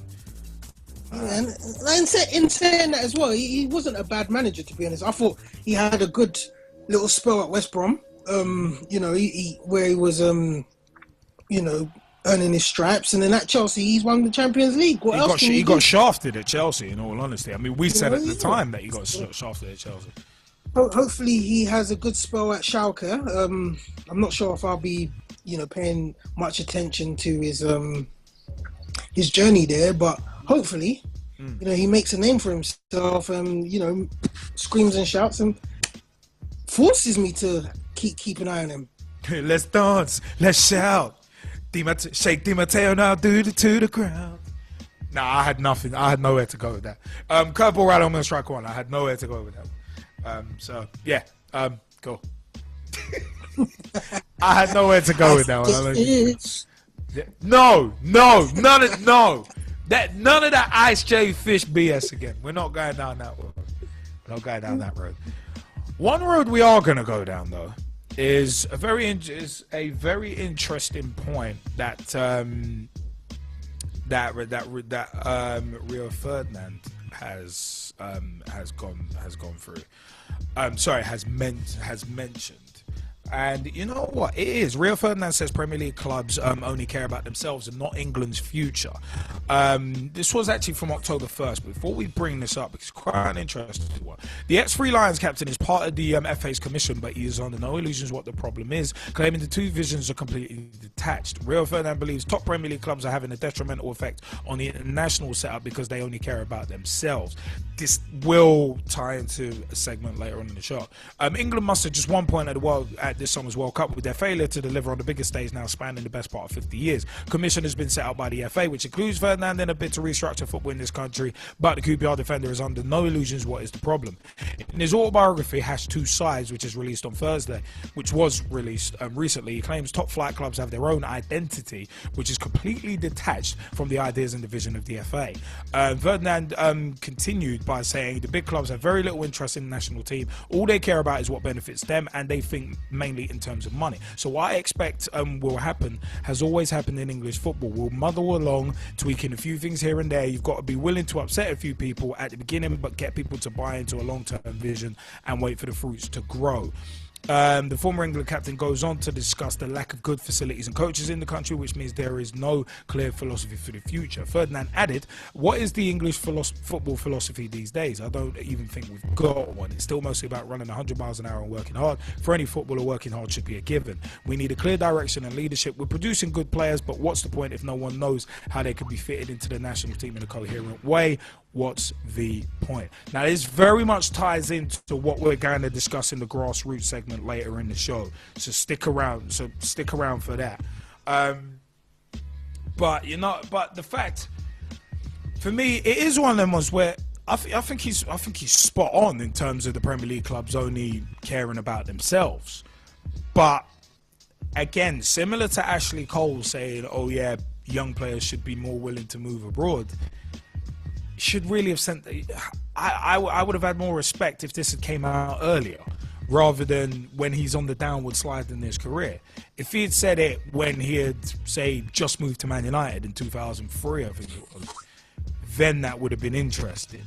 But at least Ferdinand right now is saying it whilst he's still in the game and still playing. But I do agree with it. I mean, a lack of facilities, we're going to get into that in the grassroots segment. But the big clubs having little interest in the national team, yeah, why do they need to? Well, I mean, we've discussed this, we've actually discussed this before. And at the end of the day, we've said we've said this before. Yeah. And at the end of the day, I said it's one of them ones. We've spoken about this on numerous occasions in terms of saying, like, look at who certain clubs are managed by. You've got Scottish managers, you've got Irish managers, you've got Portuguese managers. Why would they care, and why should they care about the English national team? That's one thing that has to be addressed as well. And the Premier League is a cash cow that is a law unto itself. I mean, you've got, in my opinion, incompetent leadership running the Premier League anyway. So the fact that the Premier League is a law unto itself and doesn't really care about anyone else, is that any surprise? I think I do agree with what Rio Ferdinand has said. But the fact of the matter is, it's of no surprise. It's of no surprise because at the end of the day, football right now is about the money. It legitimately is about money and not much else. I mean, but you've also got the fans who feed into that as well. Yeah. Because, like, I was saying, I think it was yesterday, Sunday, in the post-match playmaker Facebook group. I mentioned them again for that third reference to them. But I said, well, I was very much CWO, Cynic's World Order, about football, and I couldn't help it. Because at the end of the day, I was saying, and I believe this, that if us fans really want to mobilize change and enable change and force change, you have to force the hands of the powers that be. Like the G-Man has said before, in terms of, oh yeah, but he put in dustbin liners on seats. Mate, you still paid your money to get into the stadium, so they've already got your money, so your protest doesn't really matter. Now, for me, the footballing family has to become like the PT family, like the pitch talk family, and unify, because otherwise the powers that be and the money men in football are just going to keep exploiting it. Because at the end of the day, like I've said about the crap factor / X factor, no fans, no show. With football, no fans, no game. It will take a while for the money to trickle out, but with no fans, eventually it will start folding in on itself. So it's one of them ones. But as I said, with the Premier League clubs, the Premier League clubs have to care about the immediate future rather than the long term, and it's backwards. It is completely backwards. But at the end of the day, I said, of course they've got their own interests in mind. So I mean, G-Man, what do you reckon on this one? Gav, what do you reckon on this, man? G-Man, you still there? Oh, can't hear him. We have to come I back. said about that. So I had the spinning wheel of death on my Skype. Like the Family Guy joke. It's like, yeah, we'll just wait for this to clear up for a second. You can hear me, yeah? Yeah, we can hear you loud and clear. What was your view? What was your view on Rio Ferdinand's comments about top Premier League clubs having a detrimental effect on the international setup? Well, you know what? There's a lot of what Rio Ferdinand says I think is true, and there's a lot of what you just said that I totally agree with. In terms of basically, my personal view is the FA have been outgrown by the Premiership. I think, you know, over the last 20 years, the Premier League has grown into its own sort of beast. Money has been there's been an influx of money, you know, and we've seen it from, you know, one club in Manchester United being the money boys to all of a sudden, Blackburn, and then Manchester United, and then all of a sudden you've got you've got Arsenal who were growing, but then all out of the blue you had Chelsea, and then City, and then even now West Ham are going to have the Olympic Stadium. So you just see that the Premier League is constantly just growing. Which to me, the FA is kind of getting left behind. And we've seen that with the influx of stars coming into the Premiership, like foreign stars, where we know the numbers in terms of, you know, now we've got more than 50% of foreigners playing in the Premier League. You know, those numbers are grave numbers, especially when you're talking about what Rio Ferdinand's talking about, the young English talent. You know, they're out there, but, you know, they're not getting the recognition because they're not getting into the team. There doesn't seem to be a consistent philosophy of clubs of grooming young English talent. You know, we've seen that change as well over the last 20 years. Before, we had a lot of young English talent or British talent within the squads, but now we ain't got that many coming through the youth ranks. Yeah. And it's sort of sad because also I say, like, again, Rio Ferdinand, yes, it's nice of him to come out and say it now, yeah, but he's only saying it because he's at the end of his career. Yeah. And, you know, for me personally, it's like he's trying to make a name for himself, so when he leaves the game, he's sort of got a platform.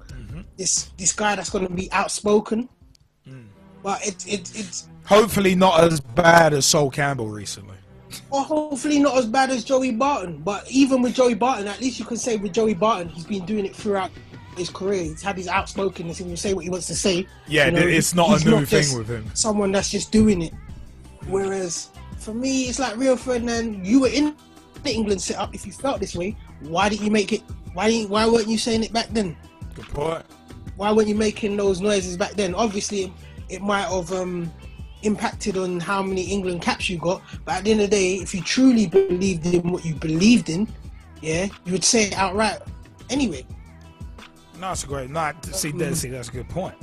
So, to me, that's another factor that's probably holding back a lot of, holding the FA back, because you got Premier League stars who are just money-minded, and they're thinking about their clubs. Now, to me, that's a true indication of players that think about their clubs more than their country then, because at the end of the day, you come to your end of your career, you're not playing for England no more, so now you feel that you can turn around and say what you want to say. But when you was in the England setup, where was the sort of leadership then of speaking up and speaking out when you could be helping your England coach or manager? You know, when clubs weren't allowing players, Alex Ferguson not allowing Nicky Butt, and that's been Nicky Butt's actually said that not going for international duty. You know, how many other managers doing that? You had Daniel Sturridge recently, where Brendan Rodgers was saying, you know, he can't go and play for England for good reasons. He's injured, but I'm just saying, you know. I mean, you do raise a few good points in there. I mean, Mike Harniman wanted to jump in on this as well. I mean, Mike, do you want to have that? Yeah, it's kind of agreeing pretty much with what G-Man was saying. I think where basically the clubs have got so much money now, they can afford to go out and buy these world-class stars, and it kind of does show on the sort of the impact that the sort of youth players from that team have, because they end up going out on loan or sort of being, you know, put in the reserves and given reserve time and reserve games and stuff, but they're not getting into the first team. So based on not getting into the first team, they can't be anywhere near the level they've got to be to get into competitive national fixtures as well. Because yeah, friendlies and stuff, fine, give, you know, a couple of untried players games in friendlies, but to be honest, where are you going to be signing a lot more world-class players, like the Man Cities, the Chelseas, the Arsenals, basically most of the Premiership are doing, the players that are coming through your ranks are not going to get a chance, and then you can't just throw the national team on them. And to be honest, they're not going to get that chance anyway, because they're just being totally overlooked by their clubs. See, you know what? Yeah. See, there's as you guys have said, there are a couple of different kind of areas within this, and at least it's one of them ones where Ferdinand's comments have sparked debate, and that's always a good first stage. But what needs to happen? It needs to turn into action, and usually the FA, the Premier League, and all that are usually a day late and a dollar short. So it'd be interesting to see, considering Rio Ferdinand is part of the FA's commission. It's going to be very interesting to see what happens. And there has been something that we're going to get into in the grassroots segment that has happened, but it's going to be interesting to see going forward what happens with this. It's going to be very interesting. But you know what? Yeah. It is Monday night and it's pitch talk. Talking football. Oh yes, football. So I just had to. But you know what, yeah. We are going to pause that particular track quickly, because we are just going to go into just a few messages from some friends of the show. So we are going to be back in just a few minutes. Thank you. This is your Monday Night Football and Fix the Football talk show that pulls no punches and holds back nothing on opinions. I am straight shooting LJA. And I'm the G-Man. And after that dramatic pause, we'll see you guys in a couple of minutes. Hello, I'm Rob Perez. Grassroots coach Manisha Taylor. Christian Carambeu. Matt Hodgson, director of the 4-year plan. I'm Rob Lusher. Dave McLaughlin. Andy Copeland from the Glennet Southern Amateur League. Philip Wick, I'm CEO of 14. Former chairman of Ibis FC. Chairman of Alexandra Park FC. And you're watching Pitch Talk. Pitch Talk. the only place to get your Monday night footballing fix. The pitch is where we eat. The pitch is where we sleep. And the pitch is where we talk. Make sure you join the revolution, the football revolution.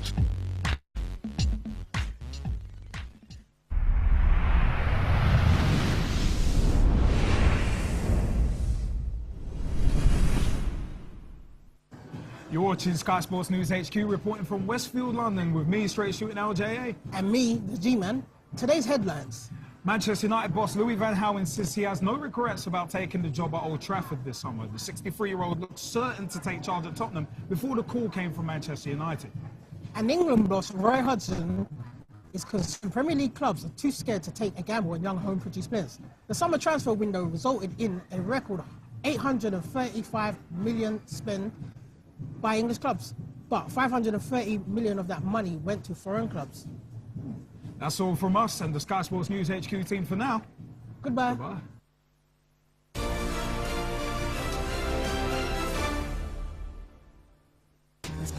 the football talk show that holds back nothing on opinions. Straight shooting LJA. Hi, I'm John Sitton. Grassroots coach Manisha Taylor. Hello, I'm Rob Perez. The G-Man. Samira Sawhney, Motivate Sports and Fitness. Christian Carambeu. Matt Hodgson, director of the 4-year plan. We the people, for the people. Jersey Fizzle. Your Monday night footballing fix. Make sure you join the revolution. The pitch is where we eat. The pitch is where we sleep. And the pitch is where we talk. Each and every Monday night of your lives. At youtube.com/pitch talk. For podcast links and information, check out our official website www.pitch-talk.com. Your Monday night footballing fix, Pitch Talk, is brought to you by and in association with. Facilities are provided for your Monday night footballing fix by In Situ. Create, engage and inspire by visiting insitu.co. Simply Exclusive Entertainment. If you need a party or rave film, go to sxemedia.com for more information. Apparently Rich. Simple yet effective web solutions to help get your company off the ground. Visit apparentlyrich.com for more information. And LJA Productions, the new blood in digital video. If you need a video filmed and or edited, check out ljaproductions.co.uk.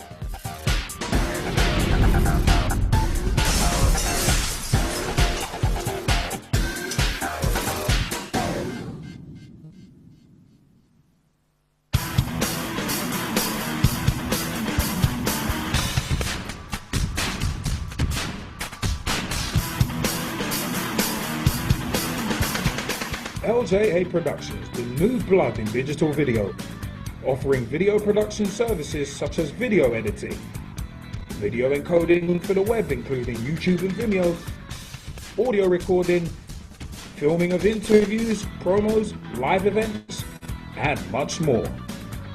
Get in touch at www.ljaproductions.co.uk or twitter.com/LJA Productions and let the new blood in digital video promote you.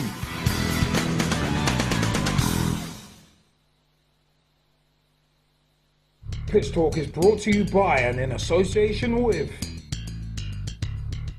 The one-stop shop for all your coaching needs, Motivate Sports and Fitness. Check out motivatesportsandfitness.com for more information. The new football culture magazine, Thin White Line. Check out thinwhitelinemagazine.com for more information. Storm FM with new hot releases played daily. Feel the boom at stormfm.net. Two girls with their bunny Scotty trying to cover as much women's football as they can. Girls on the Ball. Check out girlsontheball.com for more information.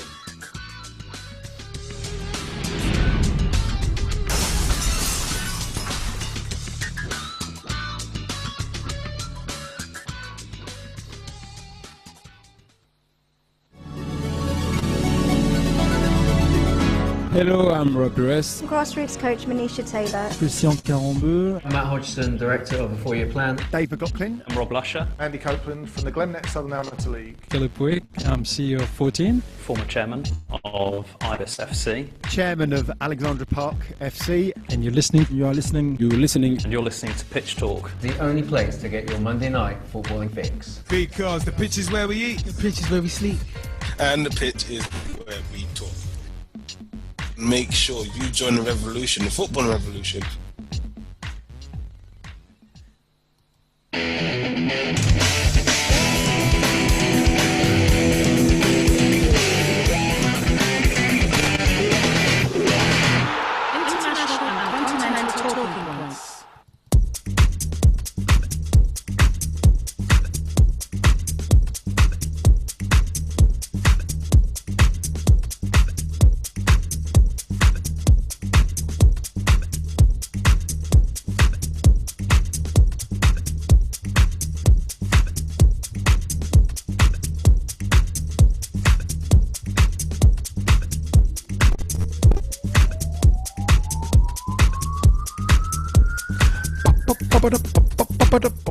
Yep, we are back, and DJ Don, his tune, Moonwalk, off the Tech Liberty album from Spoonface's father label, brings us back in to international continental talking points are where we are going to start.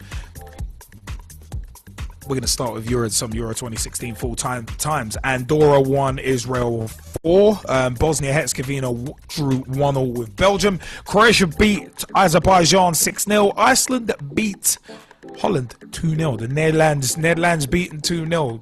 Gylfi Sigurdsson, I think, with both goals. Kazakhstan 2, Czech Republic 4. Latvia 1, Turkey 1. Malta 0, Italy 1. Norway 1, Bulgaria 1. Wales 2, Cyprus 1. So those are the Euro 2016 qualifying full times from tonight. International Continental Talking Points. Players file lawsuit over turf usage in the 2015 Women's World Cup. This was originally from October 1st, 2014. A group of leading female international soccer players has followed through on its threat to sue FIFA and the Canadian Soccer Association for gender discrimination over their insistence on playing the 2015 Women's World Cup in Canada on artificial turf.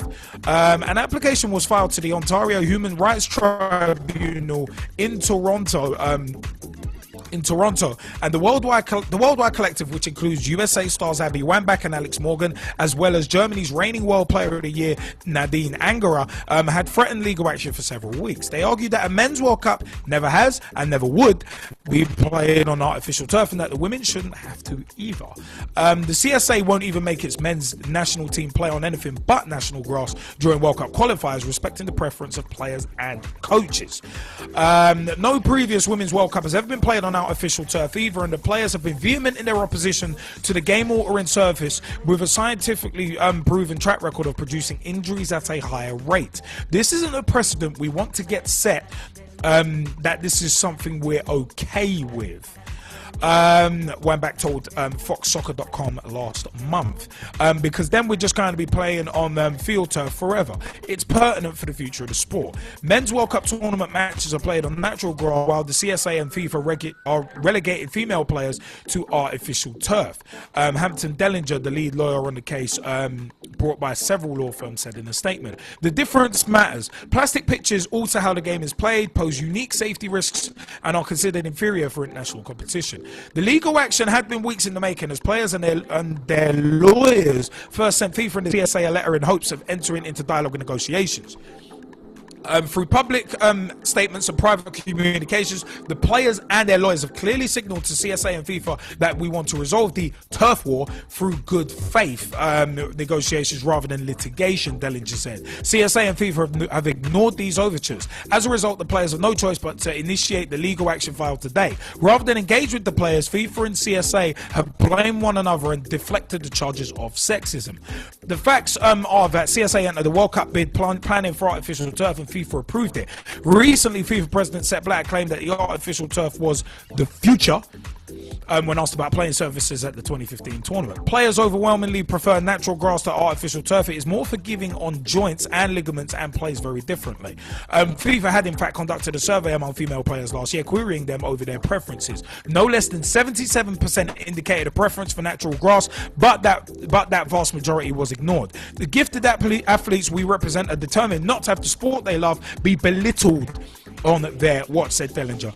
Getting an equal playing field at the World Cup is a fight female players should not have to wage, but one from which they do not shrink. In the end, we trust that fairness and equality will prevail over sexism and stubbornness. You know what, yeah? You know what? It is one of them ones where it's very interesting that neither governing body actually showed, apparently they never showed any interest in remedying the grievances, and it's escalated into a legal matter.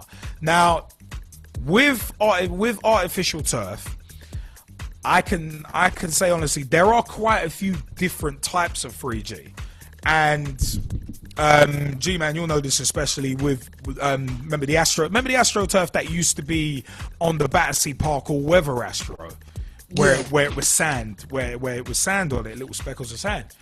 Like, the amount of times I went down for slide tackles when I shouldn't have, and came up with like a huge, what looked like a gash on my leg. It was annoying, but the fact is, I used to be able to go training because that type of astro was fine. It wasn't bad on my knees or anything. But it was one of them ones where when the pitch was relayed, when the pitch was relayed with the different, with I think it's like the 3G turf on it now. I can't train on it, because the last time I did go training, which was like over a year ago, and played on that, it legitimately just doesn't agree with me. Physically, it was like people will know I've got bad knees anyway. But the fact of the matter is, there is credence to the fact that turf is different. Because on natural grass, I'm fine. Natural grass, I've been fine. It's one of them ones. It's been alright. I've had no problems. I do play in tuber grip, but I've had no problems. But that particular turf that is on the Battersea Park or Weather pitch has given me nothing but problems when I've played on it. That now the 3G Tiger turf that they've got at Westway Sports Centre is different to that, and I've had no problems with that pitch. Even since knee surgery, I've had no problems with that. So it's I can see why there would be players filing a lawsuit over the artificial turf usage, because at the end of the day, it's one of them where there are obviously a lot more kind of health risks with it. And I'm not even concerned about, oh yeah, it plays differently. I'm not concerned about that. I'm just concerned about injuries, because at the end of the day, you play football with kind of obviously you're twisting, turning and all that. And basically one of the things that I feel about the new AstroTurf that they've got in the Battersea or Weather pitch, it doesn't feel solid underfoot. So that's a concern. And secondly, if it doesn't feel solid underfoot and you go and you twist and you go over, then if your knees planted, you're tearing ligaments comfortably. So it's one of them ones where I totally understand. Now the sexism angle, I don't lend too much credence to it, but I can see why they'd go down that road, because at the end of the day, on a general basis, they wouldn't play a men's World Cup on artificial turf. But it might be that the women's game is being used in the 2015 Women's World Cup. They're being used as guinea pigs.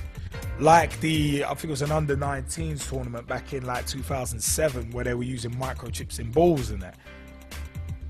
They'll use the so-called lower tiers as guinea pigs. Now, I don't totally agree with that, to be perfectly frank, and there have been moments. I think the Luzhniki Stadium is full target, full 3G, and obviously there was a lot of complaints with that. Young boys burnout in Switzerland. There's their stadium, which is Astro, and there was a lot of complaints about that.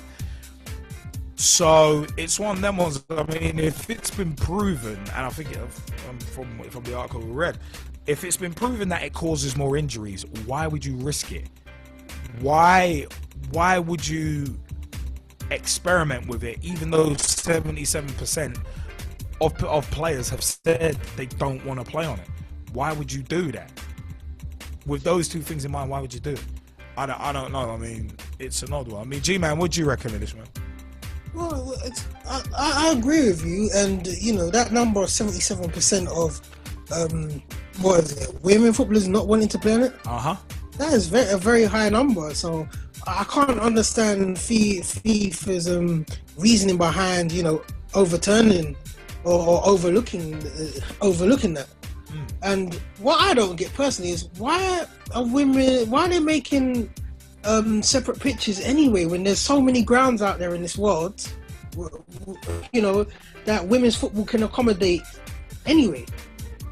There's football, I'm sure there's male football teams in Canada, yeah?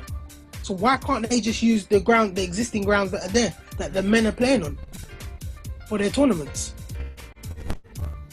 Yeah, why do they have to have separate grounds with separate that introduce free you know. But see, You this get where I'm coming from. Yeah, this is what we've discussed before in terms of Arsenal ladies, Liverpool ladies, Man City ladies. Why are they not using the same grounds? So it's been one of that. I mean, you would think that's the simple option. Yeah, but I understand clash. I understand there could be clashes and whatnot, but I'm pretty sure that there's a way to work around. You know, because rugby, you know, rugby do perfectly fine in this country of using some of the Premier League clubs' grounds. You know, on a different day. I'm pretty sure what isn't Old Trafford used sometimes. I think so. Might not be. But I mean, it's one of them ones. I mean, there are simple. I mean, there's always a simple way to deal with something, and the simple way for FIFA to deal with this would be just don't force the women's players to play on a pitch that not only do they not want to play on, but a pitch that is legitimately a lot more risky to play on. Because the thing is, it's got to be about the players' well-being, and this is the important thing. If the players believe that much and they're willing to file a lawsuit against the powers that be, it's got to be pretty damn important. Because it's not often that football unifies or that players unify. Usually it's dog eat dog, and if I got bigger teeth than you, hell. So what? No, but you know what? I can't understand FIFA wanting to test it in some way or fashion, innit? I can understand that. Yeah. But at the end of the day, it's just going back to the 77%. You know, you've done a vote in. Oh, sorry. You put the vote towards the women's game. 70% of them have said no. It's a no. Yeah. To me, not trying to take it in a wrong way, but you know, a no is a no. If you get what I mean. Yeah. No, I get it. So, and if it does go any further, then you know, if this case does go any further and a lot of hype's built up around it in the future, it's only FIFA's fault because they've already had their answer. And if the women's game are going to take it in a way where they're going to say, all right, this is sexual discrimination now, because if it was the men, you wouldn't even have a leg to stand on, then it's only FIFA's fault for taking it down that road. No, I mean that's great. That's a great point. I mean, FIFA do have a funny habit of digging their own graves with a fork and spoon. So it's one of them. I mean, Tom Wood, you wanted to jump in on this point about the players filing a lawsuit over the turf usage, over AstroTurf usage for the 2015 Women's World Cup?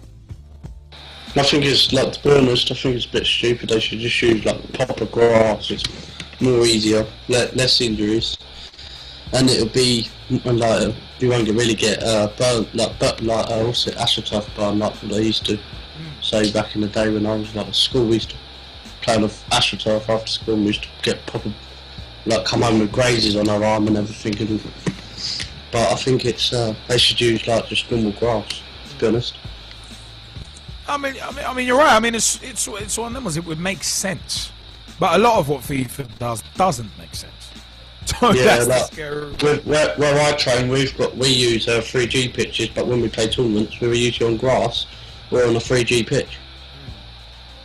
I mean, I prefer playing on the grass, to be honest. Yeah, no, I much prefer playing on grass. At the end of the day, you pretty much know how grass is going to react.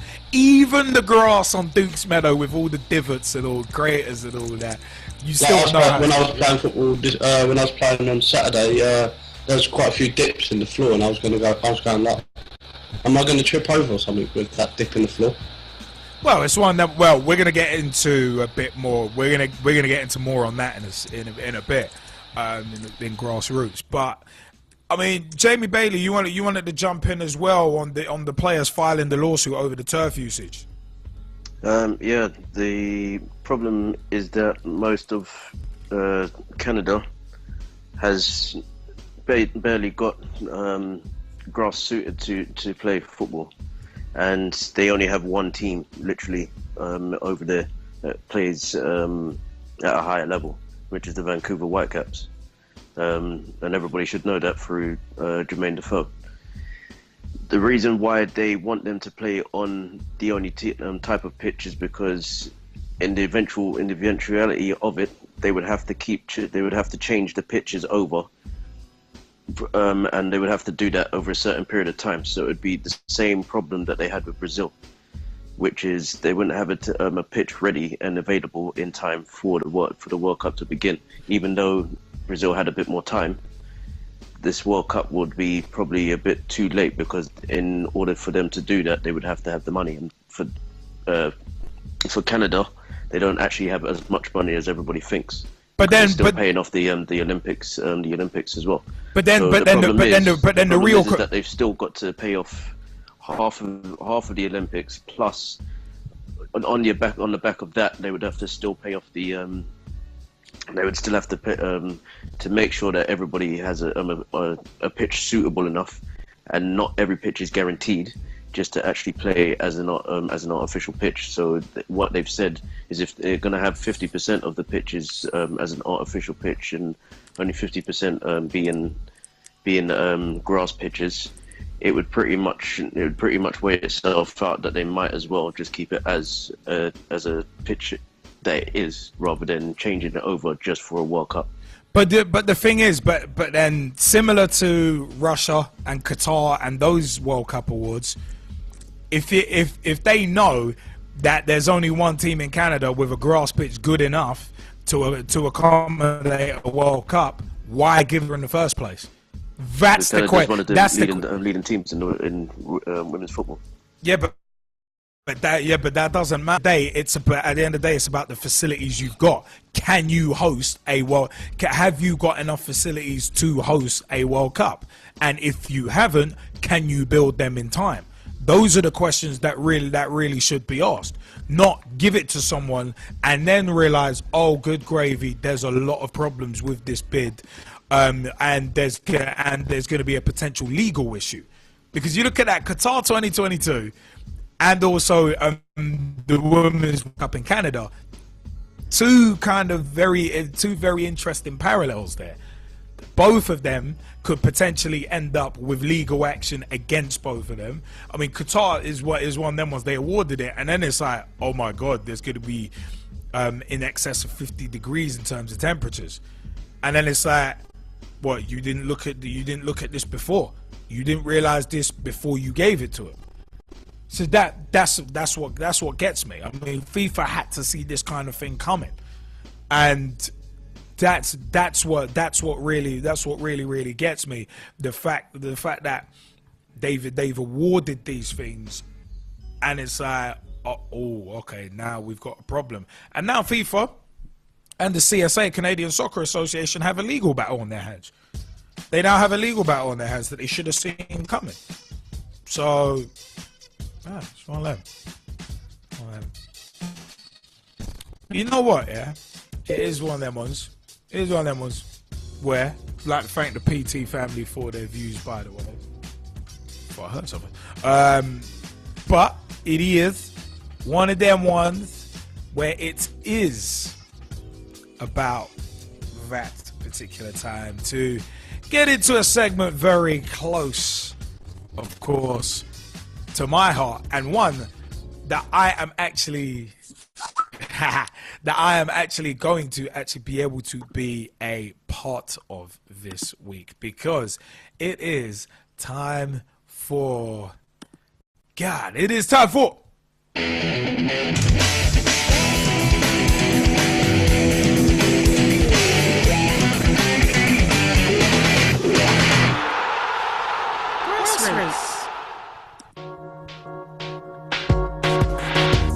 Grassroots segment. Oh yeah. Yeah. It's about that time for the Grassroots segment. I sound like I'm gonna start rapping, but I'm not, cause this is football and this is your Monday night footballing fix. Couple round of meal strike. I just had to get that one out. Grassroots segment. Of course, we always give a shout by giving a shout out to the Southern Amateur League, the 14SAL, at 14SAL on Twitter and www.southernamateurleague.co.uk and facebook.com/VSAL1907. Big time shout outs actually, in terms of the Amateur League, to Alexandra Park FC, especially Gus Kadesha. What's up, man? A big time shout out to Gus Kadesha, who was listening to our podcast last week, and I had the pleasure of meeting at the Southern Amateur League dinner a few months ago. He's doing the Alexandra Park FC newsletter as well, so it's one of them ones. It's great stuff. If you get a chance to have a look at it, the Alexandra Park FC newsletter, worth the read. You know what? I said the 14SAL, and we also give a shout out to the Amateur Football Alliance at Amateur FA on Twitter and www.amateur-fa.com. IBIS Football Club, always the club we open up with. IBIS Football Club, IBIS Football Club at gmail.com is where you need to email if you want to play for the club. And also facebook.com/IBIS, ibis.fc.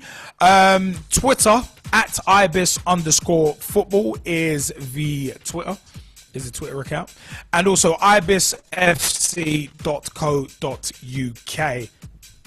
Excuse me, ibisfc.co.uk is the official website. Training is every Wednesday from 7:30 p.m. until 9 p.m. at the Battersea Park all-weather AstroTurf pitches, and match days are Saturdays. Speaking of match days, the results from the 11th of October 2014. West Wickham 4, Ibis 1. Chadders, Dave Chadwick got the only goal of the game for the ones. Old East Tamians reserves 2. Old East Tamians reserves 1. Ibis reserves 2. Philip Jordan and Pat Baptista getting the goals in that game for the Ibis. And the Ibis Freeze recorded their first win of the season, winning 3-1 at home to South Bank Quarko. Steve Montgomery scoring twice, and Andrew Williams getting one as well. Well, Andrew, I told you, keep working, it'll come. Keep working. It's one of them ones. But yeah, man. But for the Saturday 18th of October games, by the way, big shout out to the three captains, Ben Pierre and his second in command, Alex Minchell, who is the chairman of the club. Big time shout outs to you guys. Big shout out to Ollie Wooding, the captain of the twos, and his second in command, Nick Blogg, aka Bloggy. Of course, big shout out to our treasurer, Boney. Stephen Bone, what's up? Big time shouts to also Carl Bolton and Joe Elvin, the captain and second in command of the Freeze as well. Big shout out to Pete Snell. Get well soon on that ACL injury. Get well soon, bro. But also big time shout outs to a couple of others as well. Big shouts to Jordan Mills as well. So all good. You know what, yeah? The match is coming up on the 18th of October. The Ibis Ones play Broomfield away. The twos, the reserves, play Southbank Quarko at home. And the Ibis Freeze travel to East Barnet Old Grammarians, aka Ebok, away. So, and there's an interesting link actually, because Andy Copeland, who came in and sat with us for a Pitch Talk Meets interview. Pitch Talk Meets Andrew Copeland, which is up on youtube.com/Pitch Talk. He actually used to do the eBog website, and I think eBog are actually his local side as well. So it's one of them. Big shout outs to Andy Copeland. You know what? It is one of them ones where, yeah, I said the Ibis, the mighty Ibis, and the Ibis Freeze against eBog. I'm hoping to play in that because I'm actually free this Saturday, so it's one of them ones. You know, big shout out to Porter Soccerability, facebook.com/Porter Soccerability, who Tom Wood actually plays for. And a big shout out to Parkgate FC as well. You know, we did allude to this earlier in the show, and FA Chairman Greg Dyke says grassroots football is in crisis. This is from October 10th, 2014. Football Association Chairman Greg Dyke has admitted the grassroots game in England is in a degree of crisis. Greg Dyke, who's 67, has said he wanted to invest £250 million into new training facilities and improving English coaching standards. However, his plan to add Premier League teams into the Football League is in doubt after reports said the reaction from clubs was not favourable. Or about the idea, most people said -5 stars because they didn't want to go for it, and so did we actually. But it's one of them was, if you go to Germany or Holland, we are miles behind in terms of facilities and number of coaches. It is clear that we have a real problem with pitches. Local authorities' budgets are being squeezed, and most of the pitches are owned by them, said Greg Dyke. Speaking at the FA as the FA Commission issued its second report after a year-long look at improving English football. The maintenance of these pitches is not as good as it used to be, and over the last 2 years, there have been swathes of games called off, so it's a real issue. We had that at Duke's Meadow with the Ibis last year, where we had like basically I think it was what back end like it was mid-December to about early March we didn't play, so it was one of them was the pitches were sodden. But there is a degree of crisis in what's happening in grassroots football. Facilities are being lost, and local authorities have come to us and said, "What can we do about it?" Now, the fact of the matter is, Dyke wants to create football hubs in 30 cities by 2020 and increase the number of top-quality 3G artificial grass pitches in urban areas by 130% to more than 500. A pilot scheme was unveiled in Sheffield on Friday and will be followed by similar schemes in Birmingham and Liverpool. It is likely to cost about £50 million a year to reach the required target by 2020, but Dyke is confident the scheme will find plenty of backers, including the Premier League, local government and private companies. We will put some money in. I know why you're laughing. I want it myself. The Premier League already puts money into football facilities, but we hope that that will increase as the years go on. We're building 25 of these pitches a year, but need at least 100 a year. Premier League chief Richard Scudamore said, we were consulted by the FA Chairman's England Commission as part of its research into the provision of grassroots facilities and coaching, and welcome proposals to enhance both areas. Getting this right is imperative to the good health of the game at all levels. Players like Raheem Sterling and Callum Chambers have to start off somewhere. The Premier League and our clubs will keep playing our part to ensure the provision of top quality facilities and coaches is delivered where it is needed most and will have greatest impact. Sports Minister Helen Grant added, I welcome the FA's plans to strengthen the game at grassroots through improved facilities and coaching. I'm keen to see what more we can do to help further improve the nation's facility stock, putting 3G pitches in places that need them most, and I'm continuing discussions with football authorities. So, a 50%, the second report, key proposals, a 50% increase in the total number of full-size publicly accessible 3G artificial grass pitches across England to more than 1,000. More than 150 new football-owned and managed football hubs to support the delivery of FA, county FA and professional club youth development and coach education programs. More than 50% of all mini soccer and youth football matches, about 3,750 per week, being played on the best quality artificial grass pitches.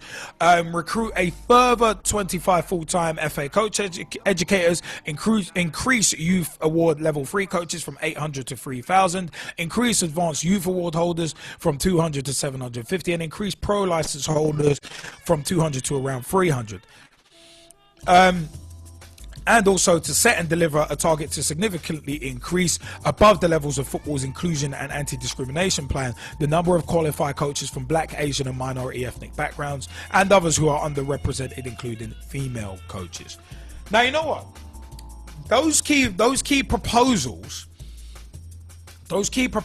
at the end of the day, I am for them, but part of me has to go CWO, Cynic's World Order, on this. Because, alright, significantly increasing the number of qualified coaches from black, Asian and minority ethnic backgrounds, and also female coaches as well. We discussed that topic at length last week with John Sitton and Vernon Grant of VG Tips. Remember, John Sitton's book is coming out soon. You could pre-order that at vgtips.co.uk. That book is called The Real Sits, A Little Knowledge is a Dangerous Thing. Pre-order that at vgtips.co.uk, and also you could get your horse racing and football betting tips from vgtips.co.uk. Tell them we sent you. So we discussed that last week at length. Now, increasing the amount of publicly accessible artificial grass pitches, for me, I think again, like a broken needle, the FA I think have slightly missed the point, because part of the problem is not that there are not enough pitches, it's the amount of pitches that can be hired out for a fair price. That is the major problem. And also the facilities that are already there, they need improvement. Why spend 50 million to build new stuff when you've already got stuff there that needs improvement? That is the question that I would ask. I've not got much against it, but at the same time, I said, it's just one of them. There was one bit in particular. No, not that one. Yeah, Greg Dyke is confident the scheme will find plenty of backers, including the Premier League, local government, and private companies. If that backing isn't there already, I don't know how you're going to get it, because the Premier League, like we've already said, like we said, what, about half an hour ago, only cares about themselves. Really, let's be honest about it. They're earning £3 billion off of just TV revenue alone and creating a vacuum with that, and basically keeping that money at the top in large part. So them giving like $1 million or $2 million here and there to grassroots football is pittance, and it's actually a disgrace, to be perfectly honest. Yeah, we're helping the game. That's like me being a millionaire and saying I'm gonna give money to charity, and I give them £1. It's that kind of thing. So it's one of them ones. I mean, private companies are not gonna want to back grassroots football because they're not gonna make money off it. So there's that out the window already. Local governments' budgets are getting squeezed on a general basis anyway. Football is not seen as something that's critical. Housing is seen as something critical. Municipal services are seen as something critical. And you know what? Understandably so. So obviously local government are going to be concerned with that. And bigger government is going to be more concerned with stuff like the NHS, for instance. And we've been seeing strikes recently with the NHS. So football kind of pales into insignificance with that. So the FA, I think, again, even though they're saying, yeah, we're going to put a bit of money in, and then what's it? We hope government will put some in, and local authorities as well. It's one of them was, you need to say, I think they actually need to come out and say how much they're going to put into the grassroots game, and it won't be this 1.2 million, 1.6 million, because Sport England cut that recently. So all you're really doing is just replacing money that was cut. You're not actually adding any more. There's my problem with it. So a lot of the facilities, I mean, at Duke's Meadow, at the Chiswick Boathouse that Ibis FC share with Old Meadonians, we could do with a cash injection there to improve facilities. We could do with a cash injection there to improve the state of the pitches at Duke's Meadow playing fields. And the ground staff and the staff at Old Meadonians at the Chiswick Boathouse, they do their best. They do their best on with a limited budget. And it's like that around the Southern Amateur League, because there just isn't the money. It was very interesting to be with Ollie Wooding at one of the AGM. I think it was the half-season AGM a year ago, because it was very interesting to see the problems coming up, and it is the same problems. You get a gap between like players at 16 and 21, you get a huge dropout rate, mostly because of facilities. So instead of building new facilities and ending up having them wasted, that like the Atlanta Olympic Park, why not plow that money in and develop the facilities that are already there? There's so many Southern Amateur League clubs who could do with the help. There are semi-pro clubs that could do with the help. I'm sure clubs like say South Bank Quarko, Old Stationers, West Wickham, Ibis, Old Meadonians, Aline Old Boys, Polytechnic, Civil Service, among other Southern Amateur League teams, Old Actonians. I'm sure they would welcome a cash injection from the government, and not just once, continually. Because if you really, I just named teams from the Southern Amateur League that I've had the pleasure of playing against. But the fact of the matter is, if you really want to boost grassroots football, it's got to be continual. It can't just be a one-shot deal. It's got to be continuous. It can't be just a one-shot deal like The Rock coming back to WWE. It can't just be a one time a year. It's got to be continuous. It's got to be continuous, and there's got to be more support than just money as well. So it's one of them ones, creating hubs. It's one of them ones. It could help. I think it can help, and these proposals can help. But to me, again, they look a bit half-baked. I mean, it's one of them. G-Man, what do you reckon of this, though, man? Being you're a fellow grassroots player. No, you know what? There's a lot of what you just said that I agree with, and just focusing on what you said about Premier. Greg Dyke mentioning that the Premier League will invest, the government will invest, and private backers. To me, that doesn't sound right in itself. Yeah, in terms of like the government investing in football, but the government are squeezing councils.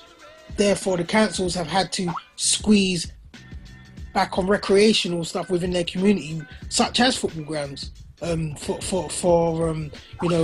football pitches at parks and stuff like that. And they've squeezed facilities from those places where they used to have the likes of football clubs who used to get subsidiaries, or even just play areas where you had young budding coaches that tried to set up their own football clubs. From what I remember when I was young. Yeah. So, government investing in football, I don't understand how they can invest in football and they're doing so many cuts at the moment anyway. Exactly. Just like what you said earlier on. In terms of the Premier League, you hit the nail on the head on 2 points where you said, they basically cut off a grant in one place and now they're going to replace the money. They're not actually replacing any money. They're actually just giving back what they took away, as you rightly said. It's sort of like a slap in the face. It's like me saying, Liam, here's the tenner that I borrowed off you last week, and then 5 minutes later, Liam, can I borrow that tenner off you? I like that analogy. It's a slap in the face, because it's like, mate, I lent you money, you took long enough to pay it back to me, and now you're gonna ask for me back. Well, that's the way I see it. It's a joke. But in terms of money and prices, I think that's the biggest point that you've raised, and I think that is the key. It's the price of the game in the grassroots seems to have gone up, and just for instance, just look at the price of footballs. Look at the price of facilities in itself. Football boots, footballs, training gear, from cones to all other stuff. It's like, that's expensive, And so is the pitch hire. I think for a year, I think per year, Ibis rent out the Battersea Park or whatever AstroTurf, and it's only a portion of it. I think it's like half the pitch. I think that costs like $3,000 a year. and then you're wondering why there's a high dropout rates of what did you say? What 16-year-olds, 16 to 21-year-olds, or whatever that number was. Yeah. It's like, well, you know, most of that age group isn't working. They're either at college, university. You know, they're struggling to get money from there alone. You know, they're focusing on education whilst trying to play football, and you're squeezing them at that sort of level. You know, how can they afford, you know, the £70 signing on fee a season, then the £3 subs? You know, for some football teams where it might be for training, and then there's an extra £6 subs for the game whenever they play, the Saturday or the Sunday. You understand what I'm saying? So yeah, of course.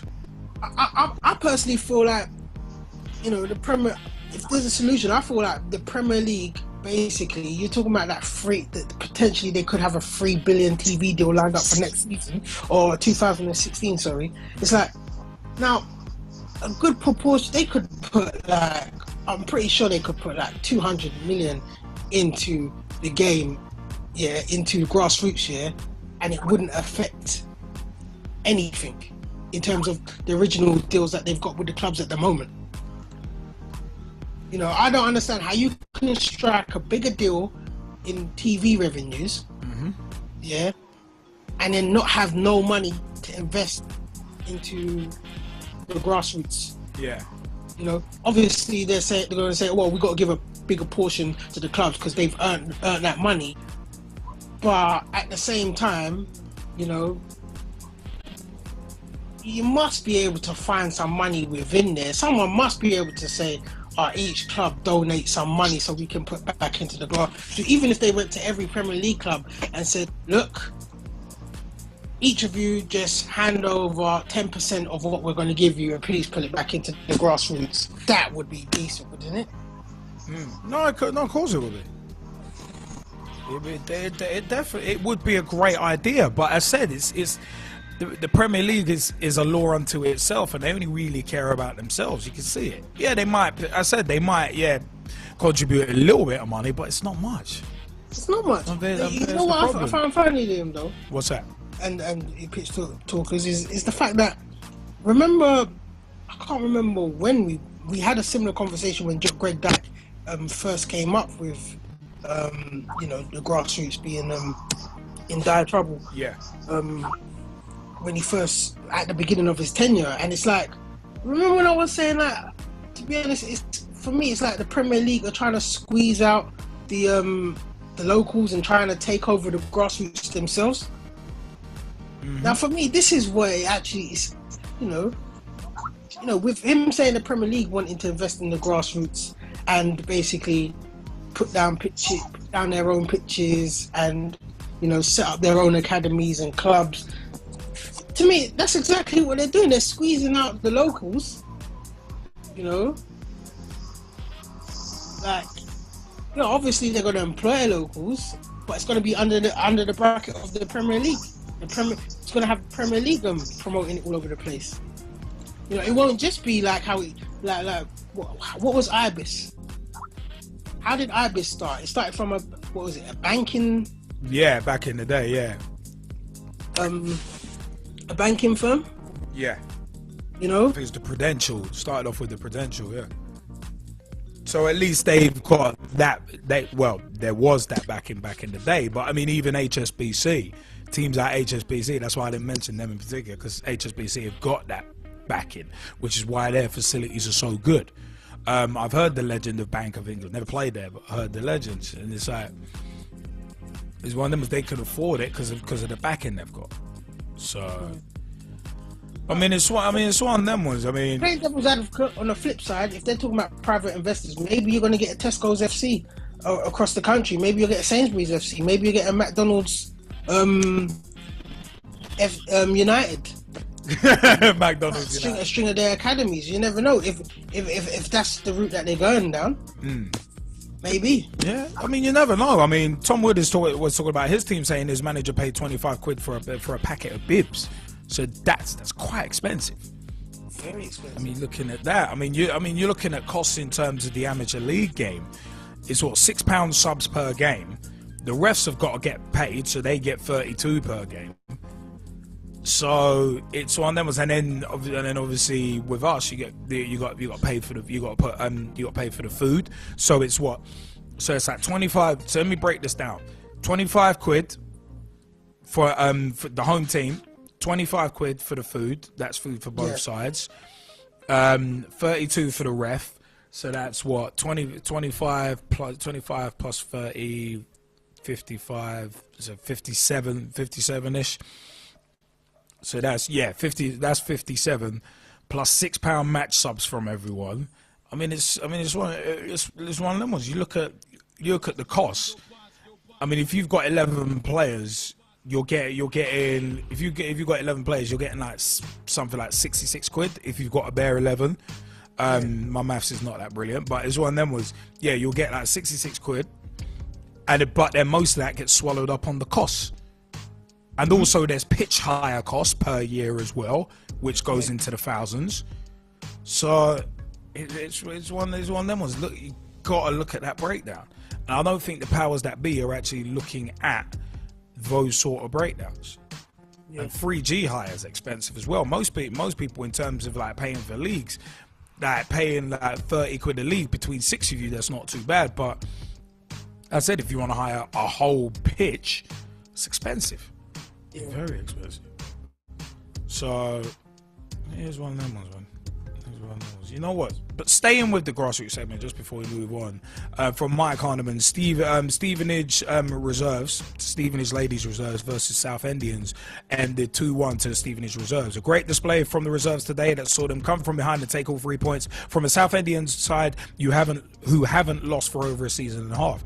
Stevenage needed to start brightly and quickly today, but it was the away team that were pressing and had most of the possession for the first 20 minutes in a spell that saw them hit the woodwork twice and take the lead with a well-struck 25-yarder. After that, Stevenage did settle down and pulled off a very good defensive display, which was not just the back four, but was from the front two and back to our keeper. I would have to say that we did ride our luck at times and didn't really have much going forward in the first half, but at the end of the day, it's goals that count, and at halftime it was 1-0 to South Indians. I told the girls that we need to keep the ball better when attacking, but continue the way we have been with our shape and defensive duties, but needed to get the ball down and play football. The second half began, we started to attack a lot better and started to create chances and put the visitors on the back foot. With 70 gone, Stevenage equalised after some great work down the left, and the ball was passed to Jade Eaton, whose shot slipped under the keeper and into the net. This seemed to give Stevenage the lift they needed, and after a few tactical substitutions, went for the win. And on 85 minutes scored, which turned out to be the winner after we pressured South Indians to give away a corner.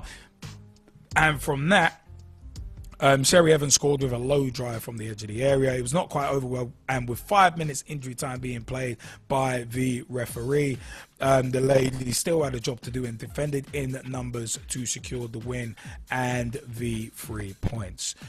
The first also won 4-3 as well. So all good on the Stevenage ladies FC side. Also with Parkgate FC, the first team versus Parkgate FC's first team versus Bridlington Town was postponed, and the reserves won 4-3 against Kiverton Park. Their results coming up on Saturday 18th. The first team versus Shore Lane Aquaforce, and the reserves versus New Bohemians away. So all good. Facebook.com/Parkgate FC, at Parkgate FC on Twitter, www.pitchhero.com/club/Parkgate FC. Their address is Roundwood Pavilion, Green Lane, Rotherham, South Yorkshire, S626LA. So you know what? And I said a big shout out to Porter's Soccerability, Facebook.com/Porter's Soccerability as well. You know what? 80 years one of them was. Tom Wood, you wanted to mention your tournament that you played? Yeah, we played 5 games and it was really weird weather. 1 minute it was raining, 1 minute it was sunny. But we got the results what we needed. We only lost 1 game at the whole tournament, but I'm quite proud of the team who I had on my team. We drew the first one, drew the second, and we lost the last game, but we got the points we needed really, and we had another team team playing in the same league as us, and they're the team who beat us at the last game. And what was it? Yeah, and I scored, which I'm proud to say. Ah, good stuff, man. Good stuff. It's always one of those. You've always got to take pride in your performance. Always got to take pride, take big pride, baby. You know what? Hey, I'll take pride for right now. Right now, I take pride in the fact that it's Black History Month, and there are certain people proving that they are great role models, and one of them is England defender Alex Scott. And this was from the 1st of October, but the reason why we bring it up now is because it's actually coming up soon in terms of what's going to happen. But Alex Scott has been interviewed more times than she can remember, but she hopes this one will be her most significant. As a defender with an all-conquering Arsenal ladies side who has earned over 100 England caps and played for Team GB at London 2012, the 29-year-old has earned her fair share of column inches. But when she sat down for her latest interview, football was off the table. To help mark the FA's new partnership with breast cancer care, Scott shared her own tragic experiences of the illness. In 2012, Alex Scott lost her close friend Kim Short, who was only 36 at the time, and the wife and mother of two. So breast cancer. So it's a subject close to her heart. She said, "Me and Kim grew up together, and our families are still close. When I was young, she would give up her weekend to take me to football at Arsenal when no one else could give me a lift. She was there when I received my first England letter at age 15, telling me that I was unsuccessful at trial. I remember what she said. 'Don't worry, Opsy,' her nickname for her. You will prove them wrong." I was able to witness Kim give birth to two beautiful kids in Lauren and Luke, and we have so many good memories of time spent with her. Scott remembers the time when Kim received the bad news. It all happened so fast. Kim went for a checkup, was diagnosed with breast cancer, and had a double mastectomy, but the cancer had already spread too much, and we lost her just a year and a half later. It was such a shock. 1 minute she was in our lives and the next minute she was gone. It was heartbreaking. We were all devastated. To help launch Breast Cancer Awareness Month, Wembley Stadium's landmark arch has been lit up with the colour pink to support the FA and Breast Cancer Care's new Pass It On campaign. Together they aim to reach hundreds of thousands of more people across the country with the charity's vital breast awareness message, while raising £500,000, £500,000 to support women and men facing breast cancer. And Scott has her own message to pass on, and that was, she added, "I'd urge everyone to check themselves regularly, and if you do find something, then don't be scared to visit a doctor. If Kim had gone for the checkup earlier, maybe her chances of survival would have been higher." It's important to remember that it's not just the people with cancer that are the victims, it's the friends and family they leave behind as well. So many people have been affected by breast cancer. I saw what Kim and her family went through, so hopefully this partnership can raise awareness that little bit more. It's a charity I'm fully behind, and I'm sure they will continue to do even more great work. The FA has announced that the historic England women's match against Germany at Wembley on Sunday, November 23rd, will support breast cancer care, the only UK-wide specialist support charity. Breast Cancer Care will receive money from fundraising on the day, while the FA will use the match to support the Pass It On campaign across its platforms. Now, for more information on Breast Cancer Care UK, check out breastcancercare.org.uk for more information. What Breast Cancer Care actually do is they support anyone affected by the disease and their family and friends. They provide information and offer emotional and practical support, and they bring people together, bring people affected by breast cancer together. They also do campaigns for improvement in standards of support and care, and they promote the importance of early detection as well. You know what? Yeah, I mean, as I said, also the the bit more information on the Football Association of Breast Cancer Care's Pass It On campaign. Together they aim to reach 100,000 more people and raising £500,000, as you said.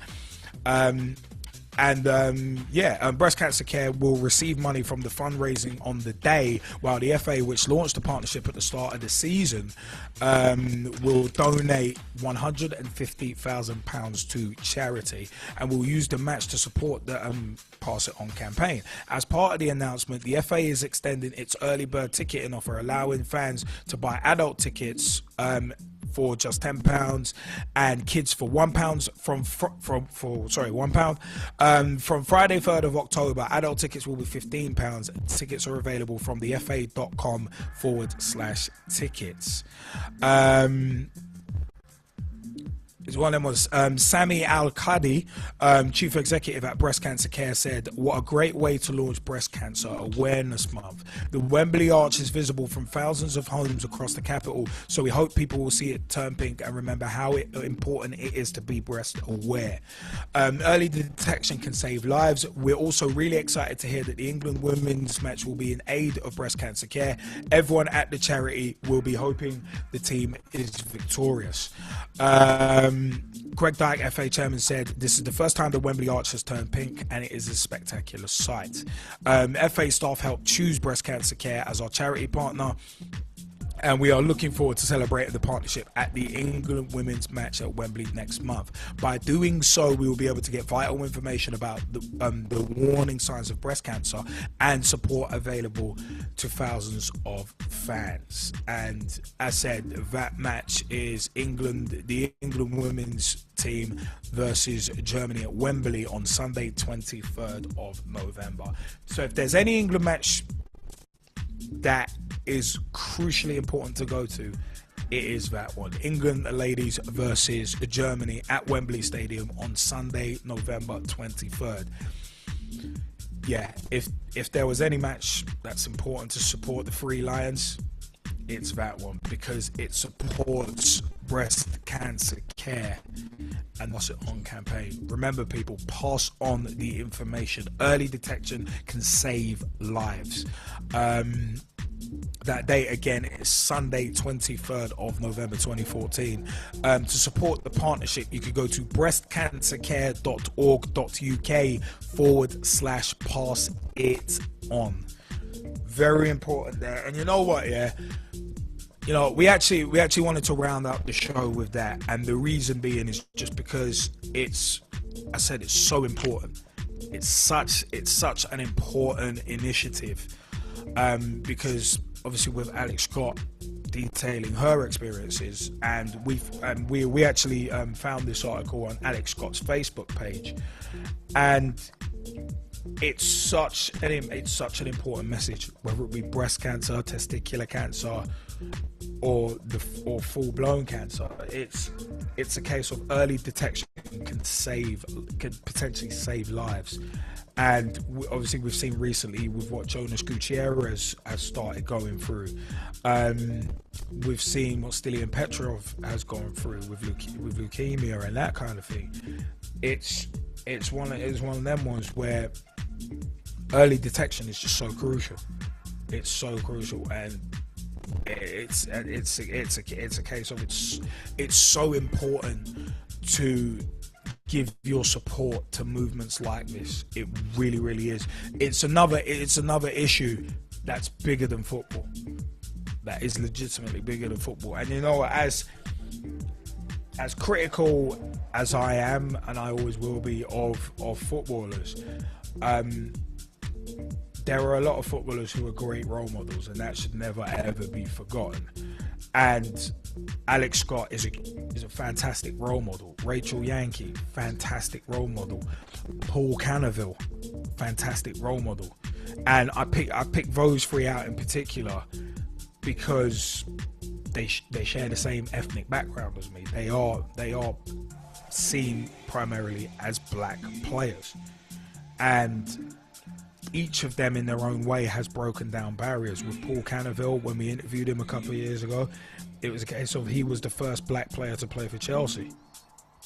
It's one of them ones. I mean, Rachel Yankee, has got more caps at England level than Peter Shilton. And Alex Scott has joined the Centurions as well. She's got over 100 England caps. So at the end of the day, those three in particular, and in particular during Black History Month, are great role models in and around the game to look up to. So I would say, please support that cause. That website, the main website is breastcancercare.org.uk. And the specific pass it on for the specific website for the pass it on campaign is breastcancercare.org.uk/pass it on. And I said that the fa.com/tickets is how to get your tickets for the England ladies versus Germany game on Sunday, November 23rd. We urge you, from all of us here at Pitch Talk and the PT family, we urge you to get your tickets for that game if you can, because it's supporting a great cause. G-Man, did you want to jump in on this? No, I think you said everything, and you know what? Just from the bottom of my heart, I know. With cancer, it's taken out a few of my family members in the recent 5 years or so. Where I've lost 2 grandparents, and even my mum had a tumor in her neck. So I fully, just like what we were speaking about a couple of weeks ago with screening for testicular cancer. This is just so important. It's so important that we just take notice, to be honest. That's all I can say. That we just take notice, and you said it all, man. It's a great cause. I said it's one of them ones, man. We've got to.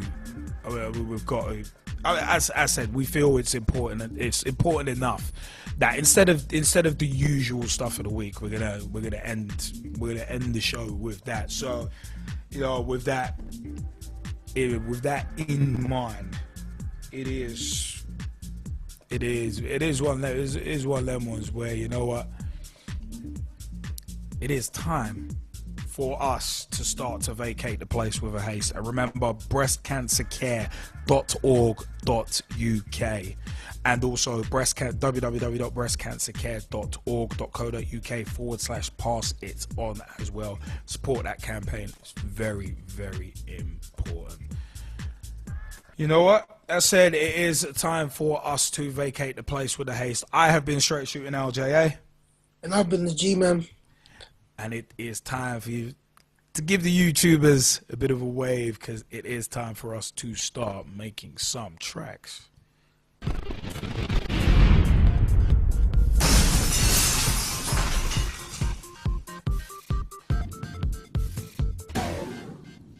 Hi, I'm John Sitton, and I'm here with Gavin, Liam and Gerald on Pitch Talk. The football talk show that pulls no punches and holds back nothing on opinions. Hello, I'm Rob Russ. My name is Christian Carambeu. I'm grassroots coach Manisha Taylor. Hi, I'm Matt Hodgson, director of the 4-year plan, and you're listening to Pitch Talk, the only place to get your Monday night footballing fix. Make sure you join the revolution. The pitch is where we eat. The pitch is where we sleep. And the pitch is where we talk. I'm Andy Copeland from the Glennet Southern Amateur League. Philip Wick, I'm CEO of 14. Rob Lusher, former chairman of Ibis FC. I'm Samir Sawhney, co-founder and co-director of Motivate Sports and Fitness. And you're listening to Pitch Talk.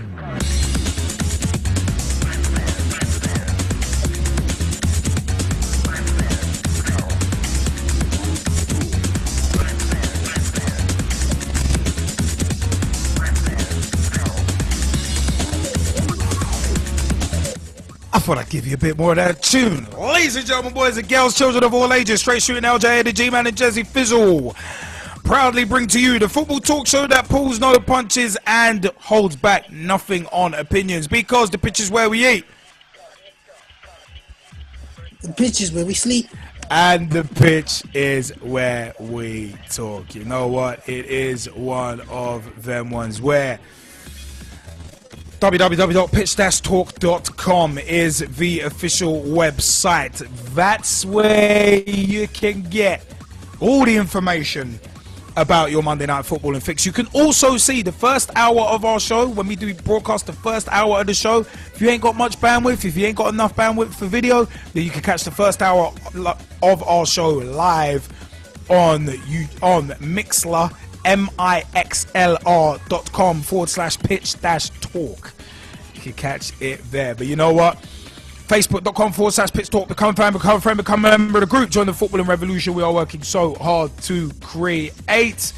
Big shout out to Big T. We just didn't have the time to get onto his text. Apologies for that. But you know what? It is one of them ones. Facebook.com/pitch talk. Become a fan, become a friend, become a member of the group. Join the footballing revolution we are working so hard to create. MySpace.com/pitch talk.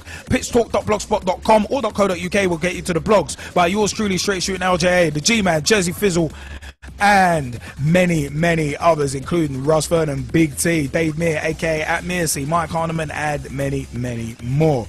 Also, youtube.com/pitch talk is where you can find all of our videos, including the live show studio archives, including last week's show, which featured John Sitton and the ghostwriter of his book, Mr. Vernon Grant of VG Tips. Remember, you could pre-order John Sitton's book, The Real Sits, A Little Knowledge is a Dangerous Thing. You can pre-order that on vgtips.co.uk, and also you can get your football betting and horse racing betting tips on vgtips.co.uk as well. Tell them we sent you. Also our cup final videos, pitch talk meets videos, and also much more. There's so much video content on youtube.com/pitch talk. Also twitter.com/pitch talk or at pitch talk on Twitter. Tweet with us, follow us, see what we're up to.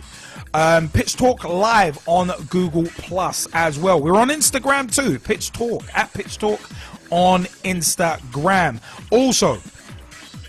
Also you can find us. 07535804466 is the mobile number.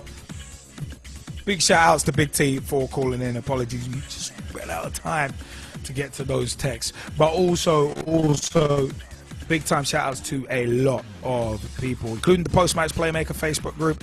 Big shout out also to Mr. Ian Kerr of Thin White Line, who joined us earlier and dropped us a little A-League and Aussie League round up. It was tremendous earlier on in the show. Remember, big shout out to thinwhitelinemagazine.com, at tweetwhiteline, and face on Twitter and facebook.com/thinwhiteline-magazine. We're on Twitter at Rebecca Knight01 on Twitter. Well, Rebecca Knight, big time shout outs, and a big shout outs to at GG Condesha on Twitter. Big shout out to Gus Condesha and also Andy Copeland too. So big time shout outs to a lot of folks as well. You know what? It is time for us to vacate the place with a haste. Once again, I've been Straight Shooting LJA. And I've been the G-Man. And as part of this Black History Month, I'll say thank you very much. Good night.